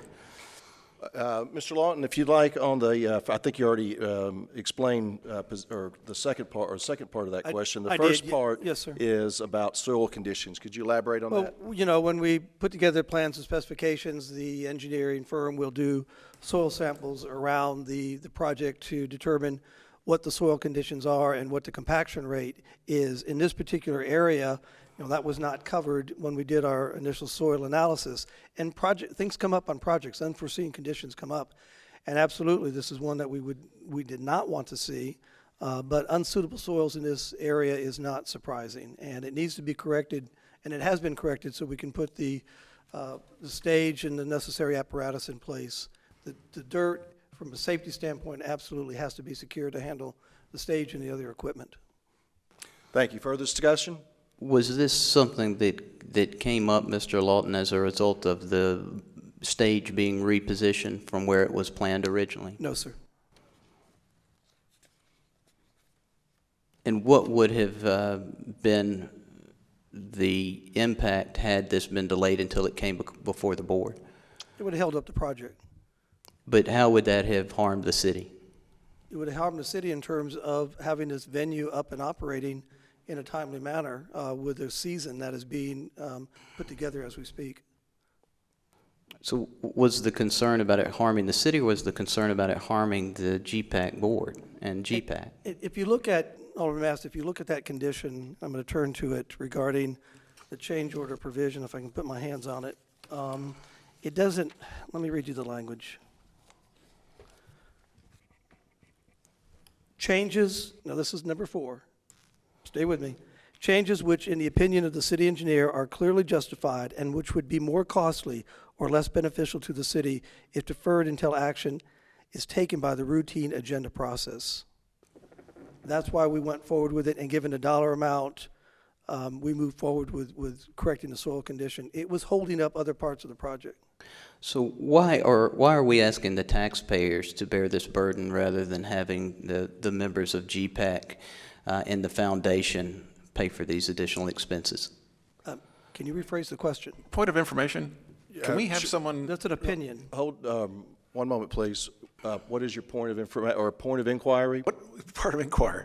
What does the foundation have to do with our GPAC entity other than supporting it? They don't get ticket sales. They don't get any of that. Is that correct? Well, Alderman Yonda, your point is really not well taken. So it's extremely complex. Then why is it counting when he brings up the foundation? Hold on one moment, please. Mr. Lawton, if you could just quickly answer the question from the lines of this is a public-private partnership between the city, GPAC. Actually, it's more than a public-private. There's all kinds of other entities. Maybe just go over that briefly. Yes, Mayor. The city had budgeted a certain amount, and the foundation went on a very aggressive fundraising effort led by our executive director, Mr. Paul Chandler, who's here, to raise the funds necessary to match that. That's the way it was included in the budget as proposed and approved by this body. The foundation has met their obligation. There are additional projects. I want to put on the record right now, there are additional things. When that bid came in, there were some alternatives that we did not take because of the price of the project. And as we're looking at the capital improvement budget again this year, I will be coming back to this body and saying, these are some things that we did not complete. In partnership with the foundation, we want to advance those. Thank you. Further discussion? Alderman Sanders. At the bottom of the discussion page, it says they've probed Area 3, riprap area, and the board will be asking to make another change in the near future. Is that going to be a lot more expensive than this one, or do you have any clue yet? I'm sorry, you on the discussion? The bottom, the very last. Page 1. Page 1, the very last sentence, the PSI is That's what it says. Undercutting for unsuitable soils, which will be brought before the BMA as a change order in the near future. I don't know that amount. I'm looking at Mr. Douglas or Mr. Chandler, but that's exactly what that says, and we'll bring that forward. Are you going to add anything to that, Reynolds, or, okay, go ahead. Thank you, Mayor and Board. Yes, we will be coming back at a later time once the quantities of unsuitable soils has been truly determined rather than estimate. So, and it's not critical to the schedule, so therefore we'll be able to come to the board as our policy for change orders is in place. Thank you. Can you tell me, Mayor or staff, we approved or the board prior to my arriving approved the fire department turnaround at $81,000 that was needed because of this Grove project. Was that a split between the foundation and the city, or was the city funding that? Well, I'll allow that question to be answered, but right now, the question at hand is the change order that's currently on. You can ask those questions of staff, but go ahead. Was there a split on the turnaround? Yes, I believe there was a split because the money was already budgeted. Okay, thank you. It was just simply, Mayor, I was just pointing out that as Alderman Massey did, this project continues to increase at the expense of the taxpayer, at least 50% of these costs, and it's continuing to rise. And with the information we hear that now there may be some additional things in the CIP coming in the future, the Grove may end up costing more than they anticipated the Fire Station 3 is going to cost, it looks like. So that just concerns me. We would love for someone to partner on raising half the money for Fire Station 3. Absolutely. Yes, sir. Any other questions? Any other discussion? I do. Mayor, I do. Yes. Go ahead, Alderman. Mr. Douglas, who was the city engineer that went out and looked at this, or was it the city engineer? Who was the engineer that went out and? We have a city inspector on site that is on the job every day. Tim Gwaltney, as you know, is our city engineer. Right. And PSI actually performed the testing and made the recommendations of how many yards to remove of the unsuitable soils and what material to go back with. So I don't recall off the top of my head if we said it was the city engineer who recommended this change or if it was their engineer. Do you recall if anyone in the city, other than yourself, was involved in that decision? The process would be the contract engineer we have on site, recommendation with the city engineer per our policy, and then a discussion and recommendation with my office. Who is the contract engineer? Grinder, taper, grinder. They're in your agenda sheet. But you also mentioned PSI. PSI is a soil testing company that was hired by Grinder, taper, grinder. And so was there an engineer then? Yes. That met in the office? Okay, who is that? Well, we actually met on site to actually identify the areas so that we would know which area is specific and the quantities to be removed. Okay, so who was that? Ronald Douglas. Okay. Who else? PSI is a professional engineering firm. Yeah, they're a professional engineering firm, and representative from the city met with them on site. Okay, so who was the representative from PSI? I don't remember his name. I think the signature is on your page in your packet. Matt Seltzer is on our. He's our architect. Okay. Archimania. And who else was there? The architect from Archimania was there? And who was that? Matt Seltzer. Matt was the architect, okay. And so who was the other person? I have Reynolds Douglas, I have Matt Seltzer. I forget the inspector that was on site for PSI, but it's in your packet. His signature is on the page. Okay, and Mr. Lawton just said that y'all usually meet in his office, so did you go back, did the three of you then go back to his office? Mayor, Can we get back Mayor, to the, yes. this line of questioning Let me is- handle thank this. you. I'm the chair, thank you. Alderman, your questioning is moving toward almost interrogation. Please find the germaneness of what your point is. I know you're trying to elaborate on who was involved in the soil and that type thing. Staff has explained that all to you. Continue, please. So was that the process, that did you go back to the city administrator's office and then make this decision and have the discussion, or was that untrue? This was already described to you. The answer to that is yes. Why is the city administrator telling staff not to answer a question? You're This interrogating is the very staff. odd. They've answered the question for you earlier. Are you guilty of something? Why would you be opposed to them answering the question? Please. I mean, it's not an interrogation unless you've done something wrong. Alderman. I'm just trying to understand the process. Regain your composure, please. Do you have any other questions? Mayor, any with all due respect, you need to Yes. gain control of your staff. Staff is operating perfectly well. You're the one who's driving that behavior forward. Any other further discussion? It's been properly motioned and seconded. Please call the roll. Jesus, God. Alderman Yonda. Absolutely. Alderman Sanders. Yes. Vice Mayor Gibson. Yes. Massey. No. Alderman Owens. Yes. Thank you, Board. The board has moved this approved. We appreciate the board's support.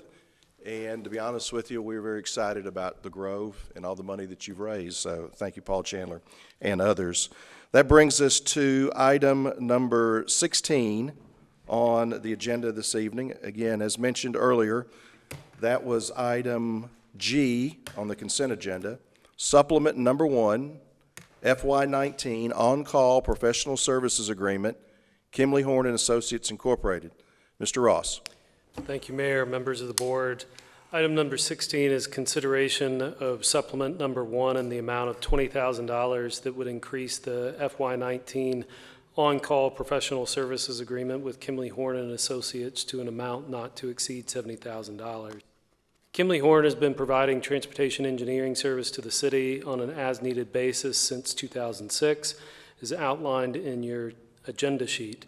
The original FY19 on-call services budget and subsequent contract was set at $50,000. The workload anticipated when the scope and budget was set included 5 reviews of traffic impact analysis that are submitted with development applications, 6 plan reviews, and up to 20 signal maintenance calls. To date, our workload is running below the anticipated workload on all of those items that were associated with the scope and budget. However, there were 3 unplanned items that were outlined in your agenda sheet that have taken a substantial toll on the overall budget. Those include a corridor study of Wolf River Boulevard from Forest Hill Irene to the eastern city limits that included 3 schools along this segment of Wolf River Boulevard that had congestion at arrival and dismissal times that had become overwhelming to manage. Kimley Horn was instructed to provide an in-depth signal timing study and aerial drone observation of the existing conditions.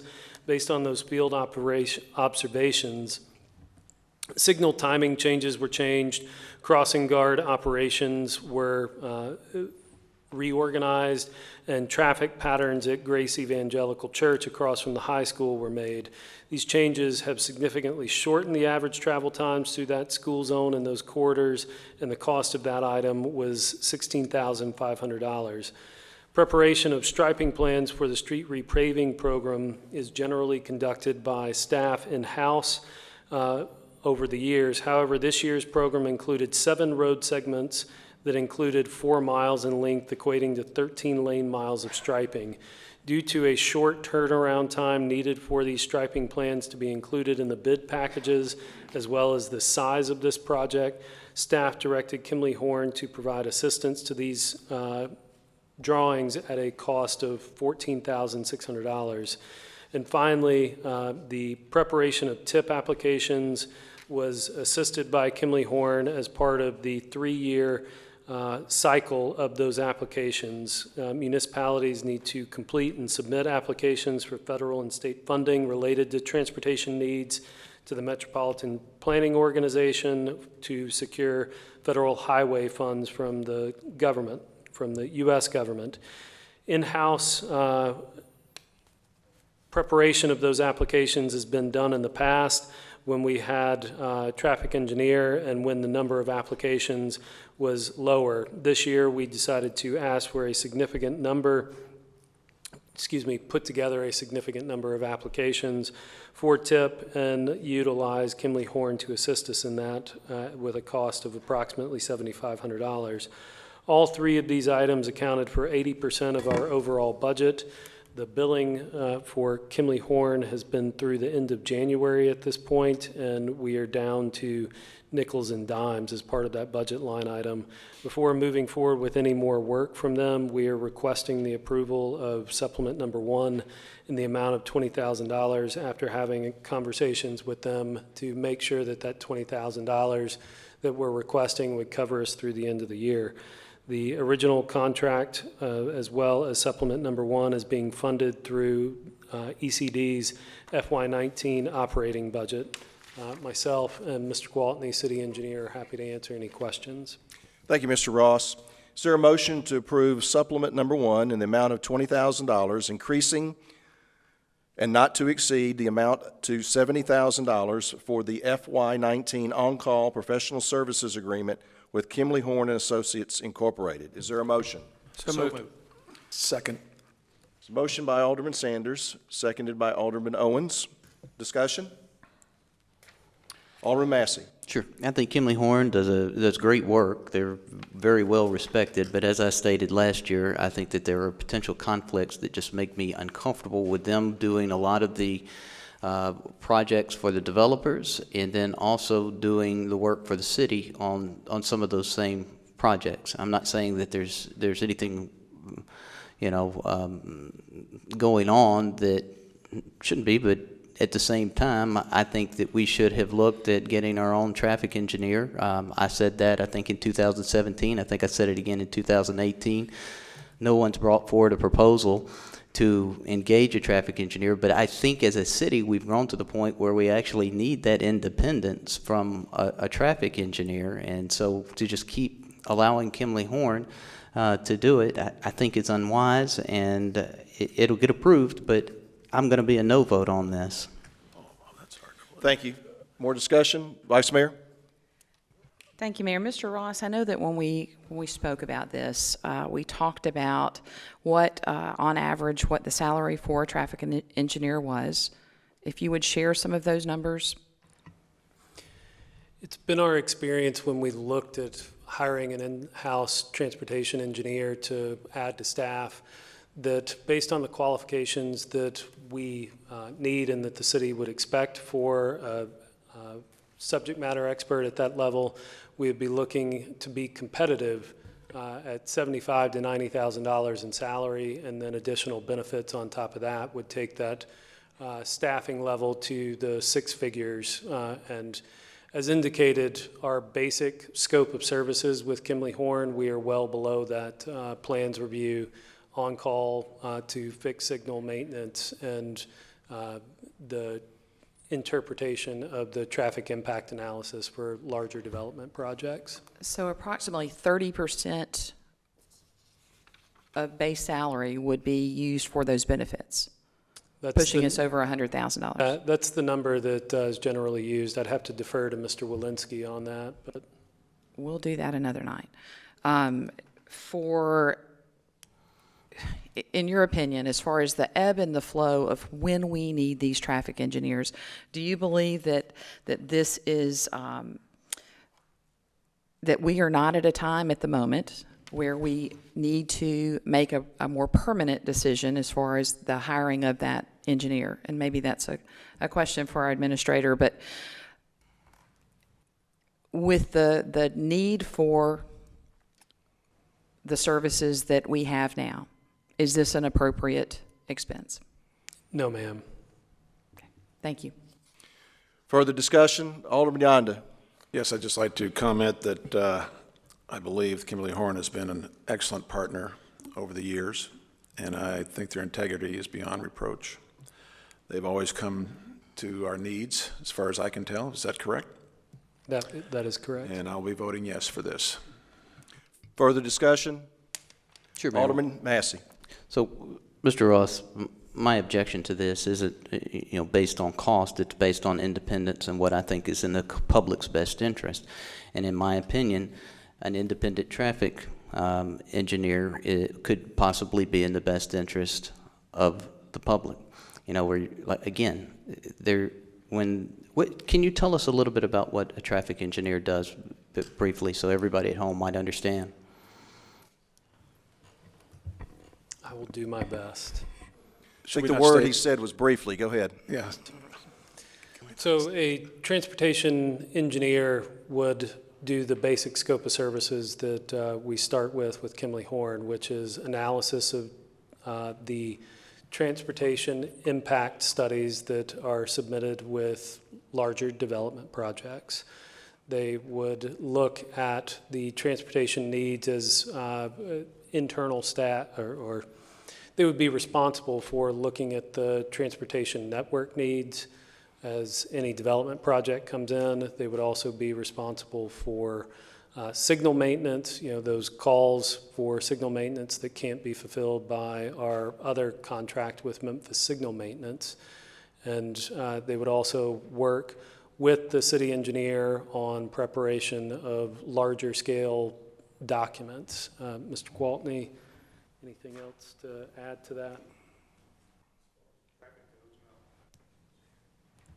Focus would be on traffic, but as you can see from the background information that was provided in the second paragraph, we've averaged over the last several years somewhere in the order of $60,000 to $65,000 in these contracts, but we've gone as low as $14,000 and as high as $75,000. So it fluctuates based on the cycle of development in the city.